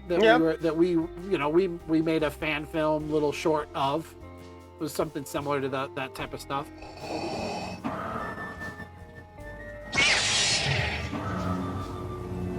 So be it, Jedi. But we also, I know you and I also talked about, we would love to see what happens in between episode 4 and 5. Yeah. You know, with the Bothans. We Yep. would love to see that stuff. We want to see more of the Galactic Civil War stuff. Mm-hmm. You know, or and Andor is hinting that a lot. Andor does hint that a lot. Yeah, and I love it. And I love Andor. I think Andor is bringing stories that haven't been told yet, and I'm cool with that. That's why I can't wait for season 2. And of course, these man can ask take a name. But going back to Mandalorian, right? I don't want to segue too much. We already segued so much. We segue so much. It's gonna be interesting when you edit this. Oh, this is gonna be fun edit. So let's get into the Moff Gideon, the finale. Moff Gideon's final 2 episodes finale. I really enjoyed the fact that Moff Gideon was pulling some Thrawn moves here, playing the long game, set up. Who would have thought that putting your secret base of operations in plain sight? It wasn't plain sight. It was. That was hidden. It was hidden. No, it was hidden. That was super hidden. It was super hidden. But the idea that you put it on plain sight as far as like Mandalore, the planet, you bombed the hell out the planet, glassed it. Everyone thought it was unlivable. Everyone thought there was no way to go back there. Leave it alone. He set that up perfectly to build up his base of operations over 10 years at this point. Let's get something straight. Moff Gideon is no Thrawn. He's no Thrawn, but he's pulling Thrawn moves. He pulled one Thrawn move. Okay? Yeah. All right. In the grand scale of him, Thrawn playing against Data from Star Trek. Literally, Moff Gideon plays 4D chess. Yeah. All right. While Thrawn plays that weird game. Yeah, and that's Thrawn, of course. All right, that's Thrawn. And so Moff Gideon, he's pulling 4D chess at this point. He had a planet set. He had base operations set up on a planet that no one thought it would be possible to go back to, and here we are. He has this planet all set up to where his base operations, his cloning facility, Beskar armor, and now people would say, then how did Moff Gideon was able to re-engineer or reverse engineer Beskar? So quickly. Well, he had a base operations on Mandalore with the actual forges. The forges. Yep. He had plenty of time to figure that out because he had his base operations there without any issues. I also would not be surprised if he had a captured Mandalorian or two that knew some things about how to work certain pieces of equipment. You know, not necessarily like it's just very reasonable to say, all right, they enslaved a couple of Mandalorians that were still left on the planet, and there was Mandalorians still around, right? So it's pretty logical to say that he had help, maybe not willing help, but he had help. You know, and again, that armor was not exactly, other than his armor, the Stormtrooper's armor was not exactly the best versions of the Mandalorian implements that they could have had. You know, because at the end of the day, they outnumbered the Mandos in that fight and still got pushed back. Yeah. So we're pretty much going to the finale, right? Finale, yep. Spoiler alert. End of episode 7 into episode 8. Yep. So what's the overall question here? Overall question here, how did you feel about the finale as a whole? Because I know people out there did not enjoy it as much because they felt it was rushed towards the end with episode 8. I'm on the other hand feel that I would have enjoyed it to be a longer episode for the finale, but unfortunately, episode 8 ended up being a 38 minutes ending of episode 7, which was turned into episode 8. And granted, I wish we did get a bigger finale, a bigger hour, maybe a bigger budget, but it didn't come to that because I feel that Moff Gideon, the way he said, because the thing is, I come from playing Mass Effect 2, right? Where in Mass Effect 2, right? We've built up this. If you ever played Mass Effect 2, the story was the main villain of the story was the challenge, not necessarily the Reapers, not necessarily the Collectors, not Sovereign or what have you. It was the challenge of surviving Mass Effect 2, and the way to defeat that challenge, to come out surviving that with your whole team, was develop your story, your process of your story, your actions.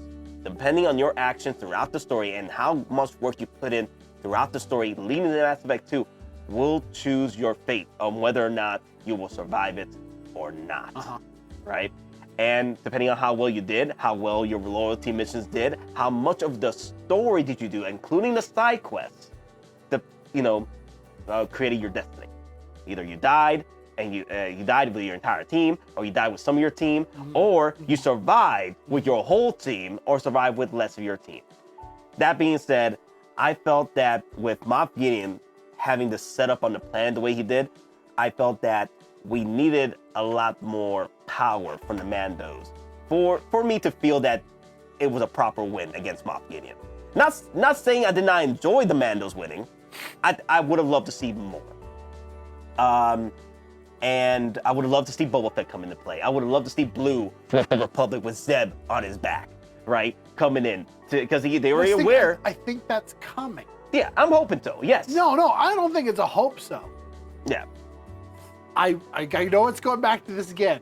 Thrawn messes up everything. Yes.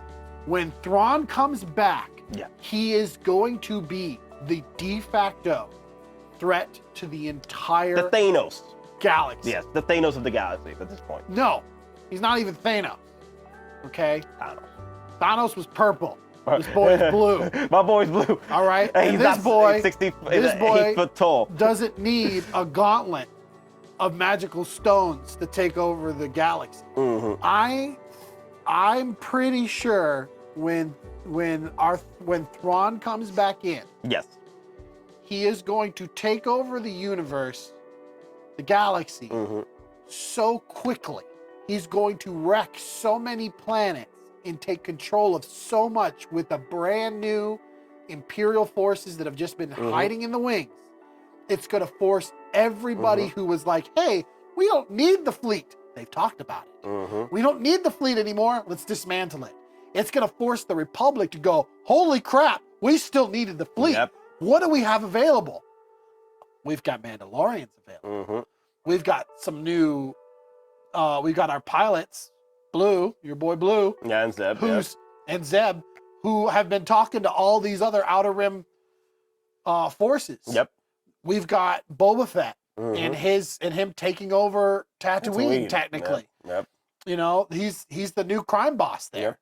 And I feel the Mandalorian movie is going to introduce that. But like all of these elements, it's going to be, in my opinion, as far as what I think is going to happen, that how the story progression in general should go, in my opinion, they're going to coalesce that all together because they need to have an Avengers moment to fight the big bad guy who has everything. And also another thing too, I know many of you are familiar with Akbar and stuff. Thrawn defeats Akbar at the Battle of Coruscant, okay? And Akbar is the best pertaining to being an Admiral. He is the best of the best when it comes to being an Admiral. And he got defeated by Thrawn at the battle at Coruscant. Thrawn took over Coruscant. Which, if he takes over Coruscant again, we've seen Coruscant. We've seen how peaceful it looks. Now watch it be wrecked. Even in Episode 3, the Battle of Coruscant between the Clone Wars, we never, unless you watch the old school Cartoon Network Samurai Jack type Clone Wars cartoon, you didn't see Coruscant get attacked. Yep. Like it's physically, right? But in that Samurai Jack style Clone Wars, we did. Okay. In Episode 3, we only see the battle above in space. Yep. But we could have an episode now that we've seen Coruscant in all of its glory being peaceful again. We could see it under attack. Yep. We could see an actual battle of Coruscant. Yep. And who's going to come to their rescue when they're dismantling not only the old Imperial fleet, but they're dismantling parts of the Republic fleet, the New Republic fleet. Yep. There's so many Imperial assets that are still on Coruscant. It sort of makes it logically in a tactical aspect. It would make sense for Thrawn to say, "Hey, we could bolster our forces if we take over Coruscant and take all the resources that are starting to be dismantled." It's not too far off. No, it's not far-fetched. No. But as far as Moff Gideon goes, I feel that Gideon is just small potatoes. He is small potatoes, though. In the grand schemes of things with Thrawn. But I did enjoy his potential, though. He's a good villain. He pretty much, on his own, with help of resources, did create the Dark Troopers Force User program, and he was getting there. He was there. He did get there until Din Djarin came in with Bo-Katan and the Mandalorians, wrecking that whole plan. And I'm hoping Thrawn does take advantage of this, because all these resources were being shared among the Shadow Collective, the Shadow Council, which we did see Paleon. Yes, that's right-hand man of Thrawn. Yep, that's his right-hand man. Yep. As far as the last episode goes. Are you talking about 7 and 8 together? Yeah. Well, just the finale. Just the finale aspect of it. We were talking about this a little bit before we started recording. Yes. Episodes like this nowadays, you really can't take it like it sort of used to be, where it's one episode is one episode, and then the next one is another one, and then somewhere we start to tie the lines together. Okay. You don't have that as much anymore. Because binging is a thing, it's almost like every episode that comes out is technically designed to, at a certain point, be binged as a giant movie. Okay? Even our movies, especially our epics, the ones that we have multiple, our franchises, our big franchises, are no longer just movies. They're an episode in the larger grand scale of this gigantic super mega film that has been made. Avengers is that way. The entire Avengers series, starting from Iron Man, from the very first Iron Man that Jon Favreau did back in the day, all the way up until we are now, where we're getting Guardians of the Galaxy 3. Yeah. Each one is technically an episode. Yep. It's not a singular film as it would have been back in the day. It's not a Lawrence of Arabia. But people what I mean? are getting tired, though. They feel that I've seen this all the time, where people are getting tired that these films they're just being single stories, and it all has to be part of this grand multiverse of episodes. But the thing is, this is the way things are now, as Dr. Strange would say to Dormammu. This is how the things are now. It is. There's no changing. There's not. And why is it that way, Nat? Franchise and money. Yep. They make money off of it. They did that back in the day, Nat. They really did. They tried doing it back in the day. Superman with our old boy Christopher Reeves. All right. Superman had 1. Superman had 2. Superman had 3. Some of those were not the greatest. Superman had 4. Right. It was, you made a movie, it did really well, make a sequel. But it never got to that point in the technology and the speed at which we were able to produce films of that type of quality was not around back then. Nowadays, even with like Lord of the Rings 3 films was shot all together, all at once, and then separated. All of Mandalorian is shot all at once, all together. They don't shoot episode 1 on one day and then episode 2 on another.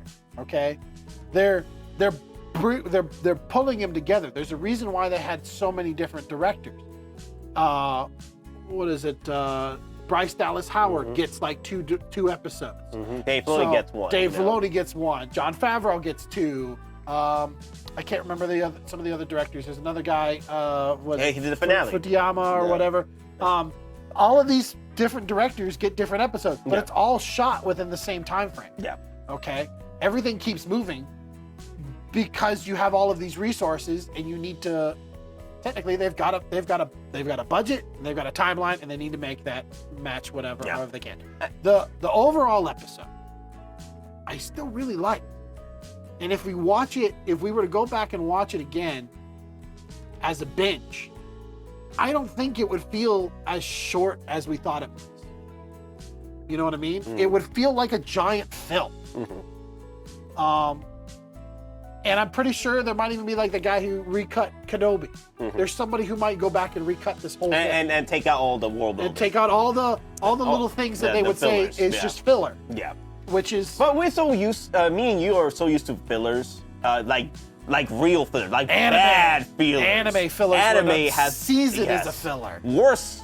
And the reason why they do fillers in anime is because the stories aren't caught up yet, and they need to fill out certain story arcs to get to that point, to wait for the writer to finish up on their Well, they'll mangas. also do fillers when the main storyline is still in production. Yep, and still lacking, And they get the secondary B team to just make some more content to keep people interested. Yeah, but with Mandalorian, it's not fillers, it's world building. That's the thing.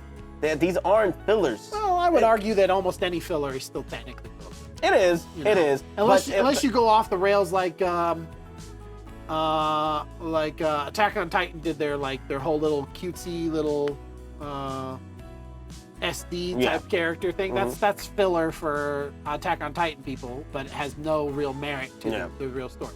To me, this doesn't. This everything is still gonna have a place. Yep. Dr. Percy's still gonna have a place. The pirates are still gonna have something going on. There's Moff Gideon. He has clones on clones and clacks and stacks and stacks and racks and racks. We saw Moff Gideon get engulfed in flames, but did we see his body after? Yeah. What, do you mean that? You mean that's the Star Destroyer that freaking Axe Rose just crashed? I gotta say though, I was surprised with Axe Rose that he flew right through. Like nobody in like I've seen so much jokes and hate against Axe Rose before the badass moment he did. I was afraid he was going to be a turncoat. Yeah. There were talks that he was going to be a turncoat. I thought he might be a turncoat. Yeah, there were so many theories that were thrown out there. Axe Rose being the turncoat, Armor being the turncoat, Costco Reese being the turncoat, Grogu was the turncoat. Oh no! All along. Whoa! We knew. That still hasn't been disproven yet. Let's just be honest. Okay. Grogu still could be the turncoat. You're right. He is 50 years old. Grogu could be working with Thrawn this entire time. Dear Lord, dear God.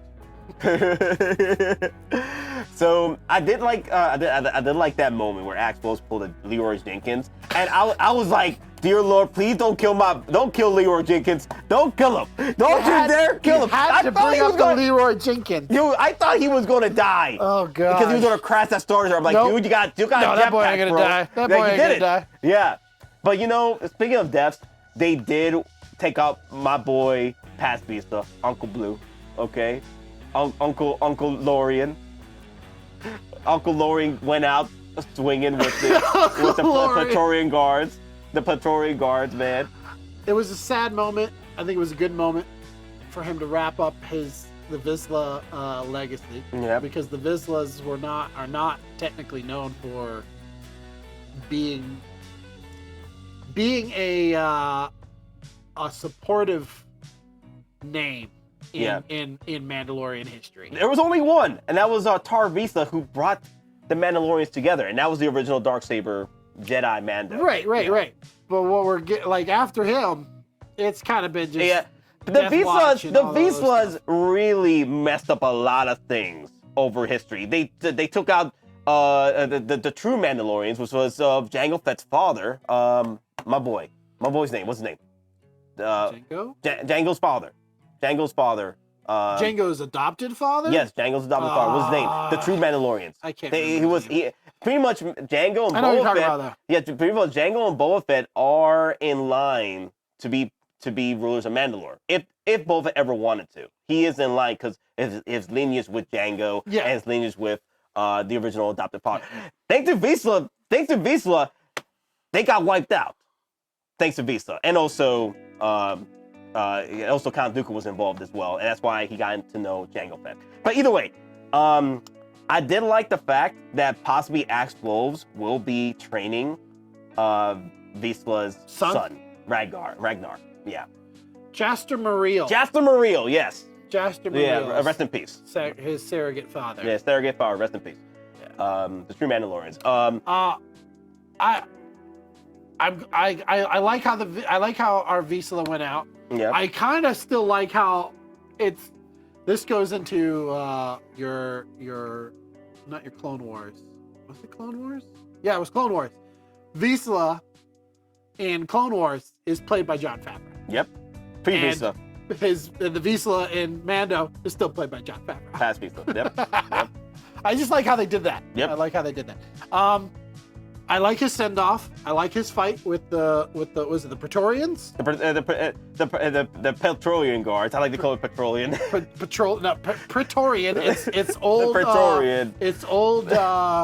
Romans. Roman guard. The Roman guards of the of Caesar. Not Caesar. Caesar. Yeah, Caesar. Yeah, Caesar. Yes. Overall, I thought it wrapped it up well. Yeah. I thought it took everything that we were waiting for, all of that build, all of that tension, and it gave it its finale. It gave it its release. It allowed us to wrap up. It's sort of in its story own arcs, way. yeah. Its own Bo-Katan's story arc, yeah. but it can still continue because she's now a Mandalore of Mandalorians right now. And we still have the freaking beast. Yeah, the Mythosaur. Dude, the Mythosaur reveal. Everyone went crazy. I went crazy. Dude, bruh. I went crazy. Bruh. And we still haven't, it still hasn't played a key role yet. And that's another Grogu part. did connect to him. Yeah. Yeah. But, I don't know. I thought it wrapped up well. Was it short? Yeah. Would I want more? Yeah. Was there probably more shot that hasn't been put out there? Yes. There probably is. Yep. I would almost guarantee out of every episode there's at least 10 minutes worth of something that never made it into the final cut. But again, this is how the industry works. Yep. Okay? Mm-hmm. There's stuff that the director wants in there as their cut. There's stuff the editor wants in there on their cut. What There's Kathy stuff the Kennedy producer wants in there on their cut. So it's sort of this weird coalition of everybody, different artistic styles being thrown into one. That's film and television. Film and television. That's how it's gonna be till the end of time. Yep. All right. I was gonna say, I wish that we did get a longer episode so we can, have a goodbye for Ragnar and Past Vizsla. I think we're missing that. What do you want now? You want like a? I'm sorry. The burning of the Mandalore. Come on. No. Burn the Mandalore. No. Send off the jet like the Qui-Gons of old. Let's go. You want a moment from like what is that?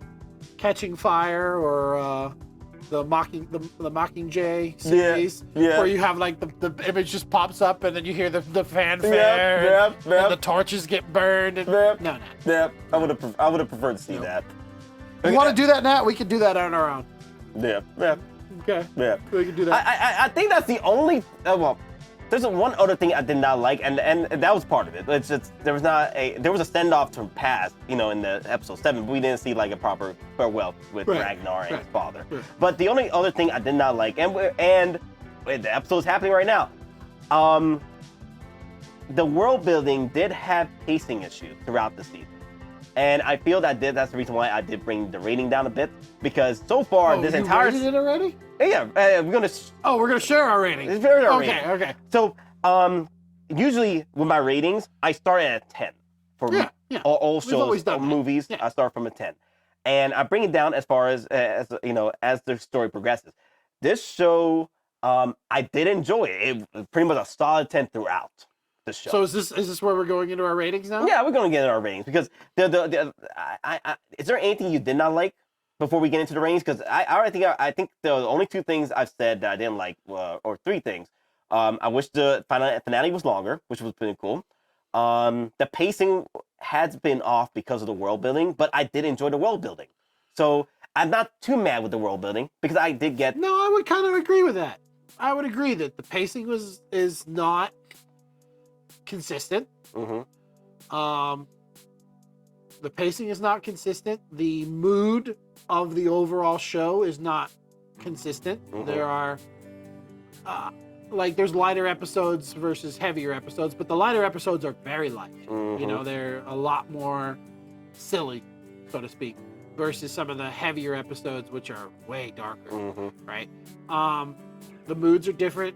The overall story arcs and character developments, there's a few issues there that I could see where people are like, I don't know if I really liked how this came across, the certain specifics came across.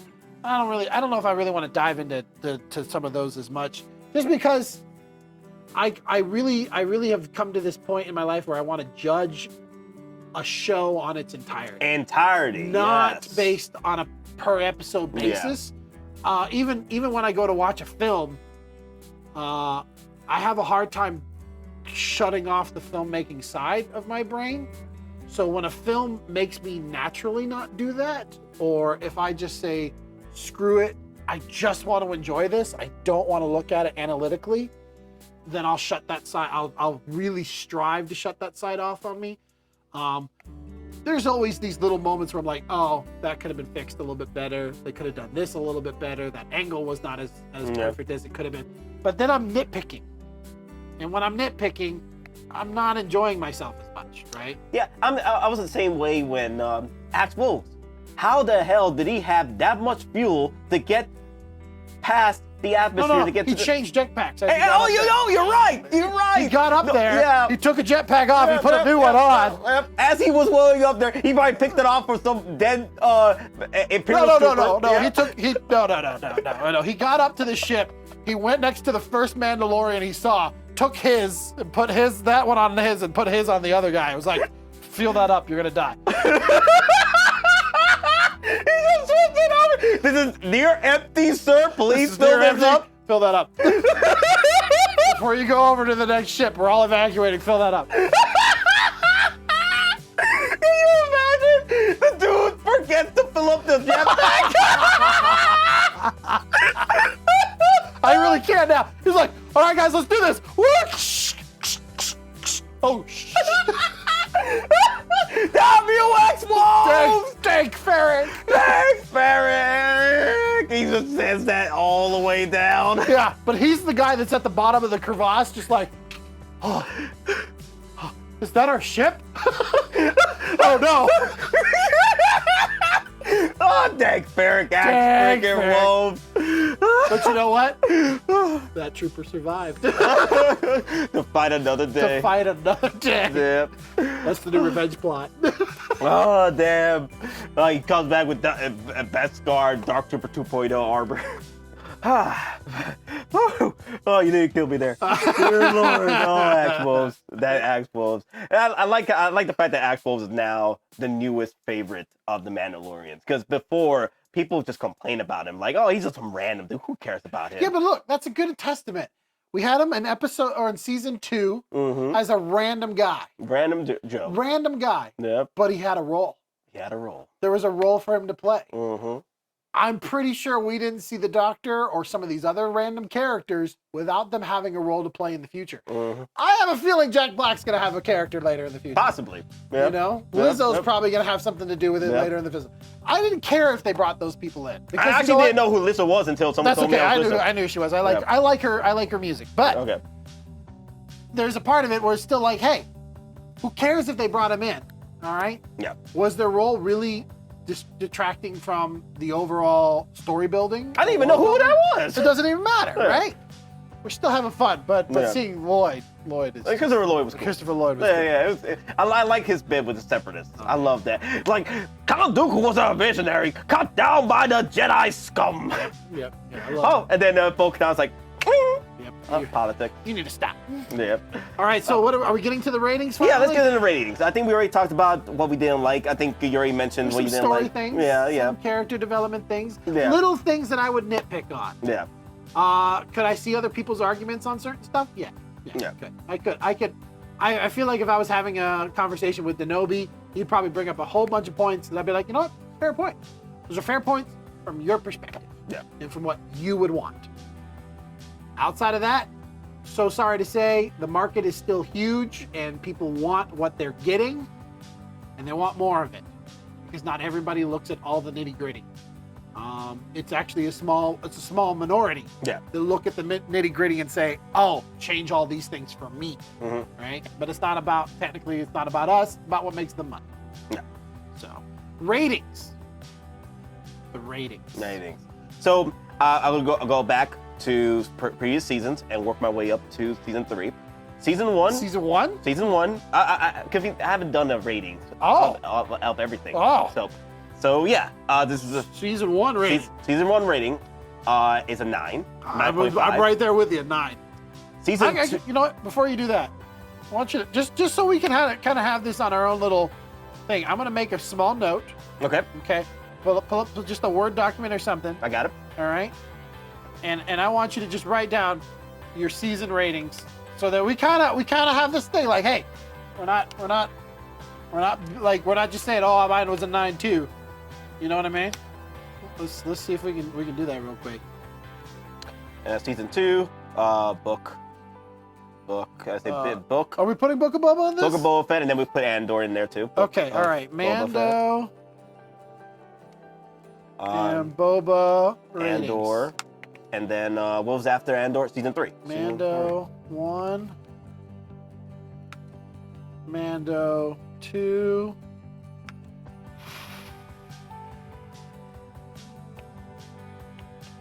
And it's all live action. This is all live action. Book of Boba? Yeah, Book of Boba Fett. Andor. Oh, we're adding Andor? Yeah, adding Andor in between that. Yep. Okay. These are the live action stuff. This is the live action. Yeah, just the live action. All right. We're not including the animated. That's a whole different ball yarn. Yep. And then season 3. Andor. Oh, man. All right. And then Mando season 3? Yeah.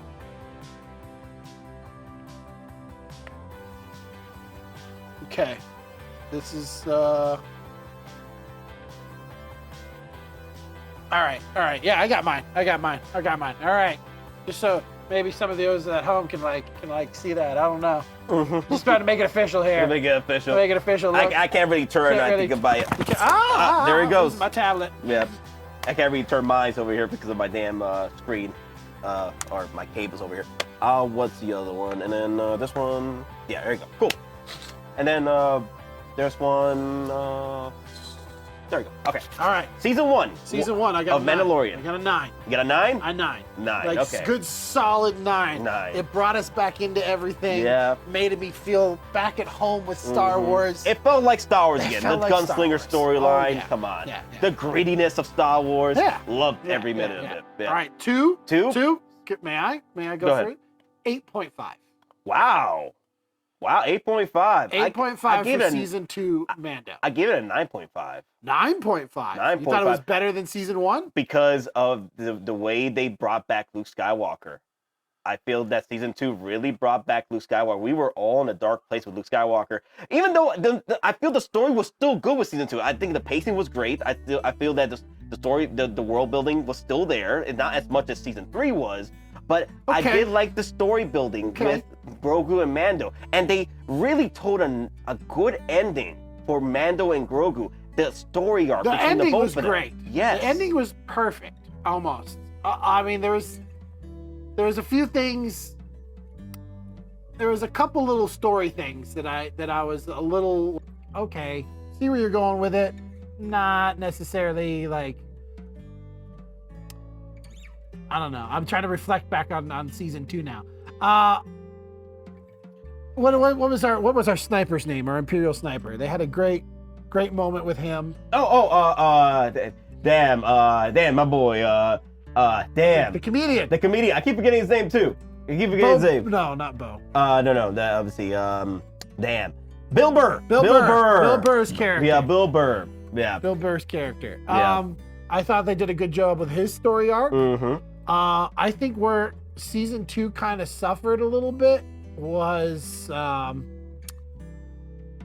honestly, it was more behind the scenes stuff. The what's her name? Who played Cara Dune? Yeah. I think. Gina Carano. Yeah, I some of that stuff kind of left a bad taste in my mouth. It's just as far as like, you had to open your mouth. Yeah. Like, you're part of this franchise. You know what the franchise is about. Mm-hmm. You kind of put yourself. Again, she's sticking with the principles. Good for her. Good for her. Okay. Yeah. Good for her to stick with the principles. Kind of ruined your career as far as what mainstream. I see what you're Hollywood saying with season 2. Like, now there's this story that we're probably never going to see again because of what happened with the. I think that's because we're rating it now, right? Yeah. I think if I would have rated it then, I would have put it at about same. I would have put it at a 9. I think in hindsight, I look at a few more things, Yeah. and this is probably going to be the same for this as well. Mm-hmm. That in hindsight, I look at a few more things, and I'm like, it's 8.5. It's still good. It's still really good. Still good. Still really freaking good story. Yeah. I'm just now disappointed that we're losing out on some stories Yeah, we lost that would have been part of the Rangers of the New Republic after what happened, but it is what it is. But that would have all tied in together. Yeah, would have tied in better. All right, so Book of Boba. Book of Boba Fett. This is Even though I enjoyed it. I enjoyed it as well. I had fun with it. The Rancor moments were awesome. Yeah. I did give it a 7.5. I'm at a 7. You're a 7. I'm Wow. at a 7. Yeah, the Rancor really gave me Rancor chills. was great. And also, I love the bromance between Din and Boba Fett. It has the biggest thing with Book of Boba for me is it has a lot of story plot hole stuff. The Power Rangers on bikes moment was a bit off for me. Coruscant thing. I'm like, those are things are too clean to be on the freaking sand planet. The aspect of it's technically Mandalorian 2.5. Yeah. Like, I get where they were going with it. I get some of the stuff they're bringing into it. I do really appreciate them bringing in, and even Tamora Morrison bringing this in on Mandalorian season 2, the Maori fighting style with the gaffy sticks and all that other stuff. I love all that stuff being brought in. The tribalism. It's sad. I think possibly the reason why they didn't bring Boba Fett in because they were trying to rework the story a bit after what happened with his first season. Because people did not enjoy it, and the majority did not. We'll see what happens with it. Yeah, and it's sad that we didn't get to see him in season 3, but there's still room to grow. There's He's still out plenty there. of room. Yes, and there's talks that possibly we're going to see a season 2 of Book of Boba Fett. So, I'm okay if we don't, and I'm okay if we do. Yeah. I'm interested to see where it goes. Andor. 10. 10. I am 0.2 below you. Really? 9.8. So why didn't it get the perfect? I can't give it a perfect 10. What happened? What happened? Why can't I get? Because nothing is technically a perfect 10. Okay. Nothing is ever. Okay, so you gotta do it in a comic book rate. You gotta do a comic book situation. This is as perfect this is as perfect to a 10 as I could possibly get. Okay. 9.8. 9.8. I respect that. 9.8. Yeah. And it's only because there's like, again, minuscule, itty bitty, tiny little things that my filmmaking brain, being on set, knowing how these things work. Beetle told me it's about the bricks in the walls. No. People complain about Andor because of the bricks in Star Wars. No. If you're upset about bricks, there's a problem there. All right. You're hyper focusing on way more than you really should. You know what's surprising though that we haven't added into this series since it's been we're talking about live action. We didn't put Obi-Wan in there. Dear Lord. I don't even want to. I think that's a testament to how bad Obi-Wan is. I completely forgot about Kenobi. Obi-Wan's got some great moments, but it's not. Oh damn! It's too Kennedy ridden. Yeah, we'll leave it that way then, because that tells a testament that we actually preferred Book of Boba Fett over Kenobi. Over Kenobi. Again, Kenobi had its great moments. It did. There's had moments fun where watching I did tear up. There's a moment where freaking Vader, Anakin comes back for a slight moment, comes back. The film version that this guy recut, way better. Way better. Way better. That I would probably give about a 7. 7. The fan film edit, 7. I Yeah. would give that a 7. Yeah. Okay. I can't even give Kenobi a rating at this point, but the fan film, a 7. Yeah. Yeah. Andor, still. Yeah. 9.8. It's that part of me that goes, I can't give it a 10. Yeah. Why? One way out. The espionage was beautiful. The moments in that show were Dude. I was so... we have to make that a whole other episode Yeah. of us talking about Andor. Andor. All right, Mando season 3, 8. 8? Wow. Solid 8. 8. 8? 8. Hey, we started to the same and we ended the same. Hey, look at that. Yeah. Now, granted, I'm slipping 7.5, but after looking at it, as a whole and enjoying the world building, Yeah. it's an 8. It's an 8. It's an 8. It's not terribly bad. Yeah. There's some moments where it could improve, Yeah. but I really had a lot of fun with this. I had fun with it. Yeah. All right. It's not going to deter me from buying the hot toys from this show if they ever come out with any of them. So, yeah. Nat, when are you not buying a hot toy? Period. That's a hard question. Yeah. Yeah. I know. So I don't know if you're going to clip this out later or put it earlier, but this is just watching this episode right now as we were talking. The nightmare fuel. I got to talk about this with you.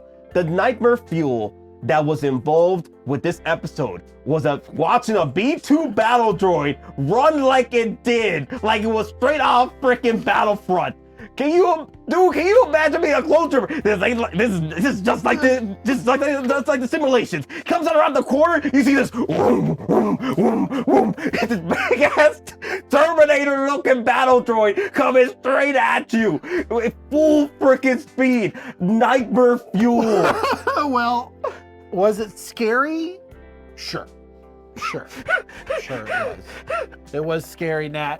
I have more. I would say I have more non-real PTSD from the battle droids destroying me on Battlefront 1 and 2, the newer versions. Yeah. Than I do of that. That Yeah. wasn't. I've been wrecked by battle droids in many a game.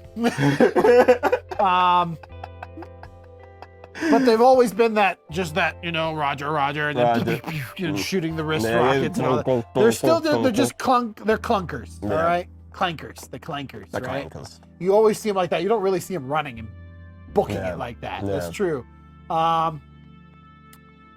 You know what? I almost would say a moment of horror for me in this entire episode was that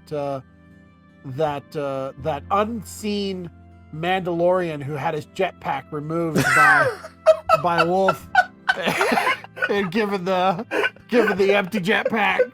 I think I feel more for him. But he survived. But he right? survived, allegedly. Allegedly. We'll see him return. Somehow. He returned. He returned. Somehow Mando 46 returned. I feel so bad for him. The amount of fuel that jetpack is ridiculous. We probably saw him in the big fray. He was the one that just dropped all of them immediately, like out of nowhere. You thought he got shot, but he didn't. Yep. That's probably what it was. How you feel about the chicken wings in the episode 3 and episode 4? Chicken wings? It was the chicken wing birds, the baby chicks. Oh, the dragon type things. I'm hoping they didn't get eaten at episode 7. No, they got 8. They became chicken wings.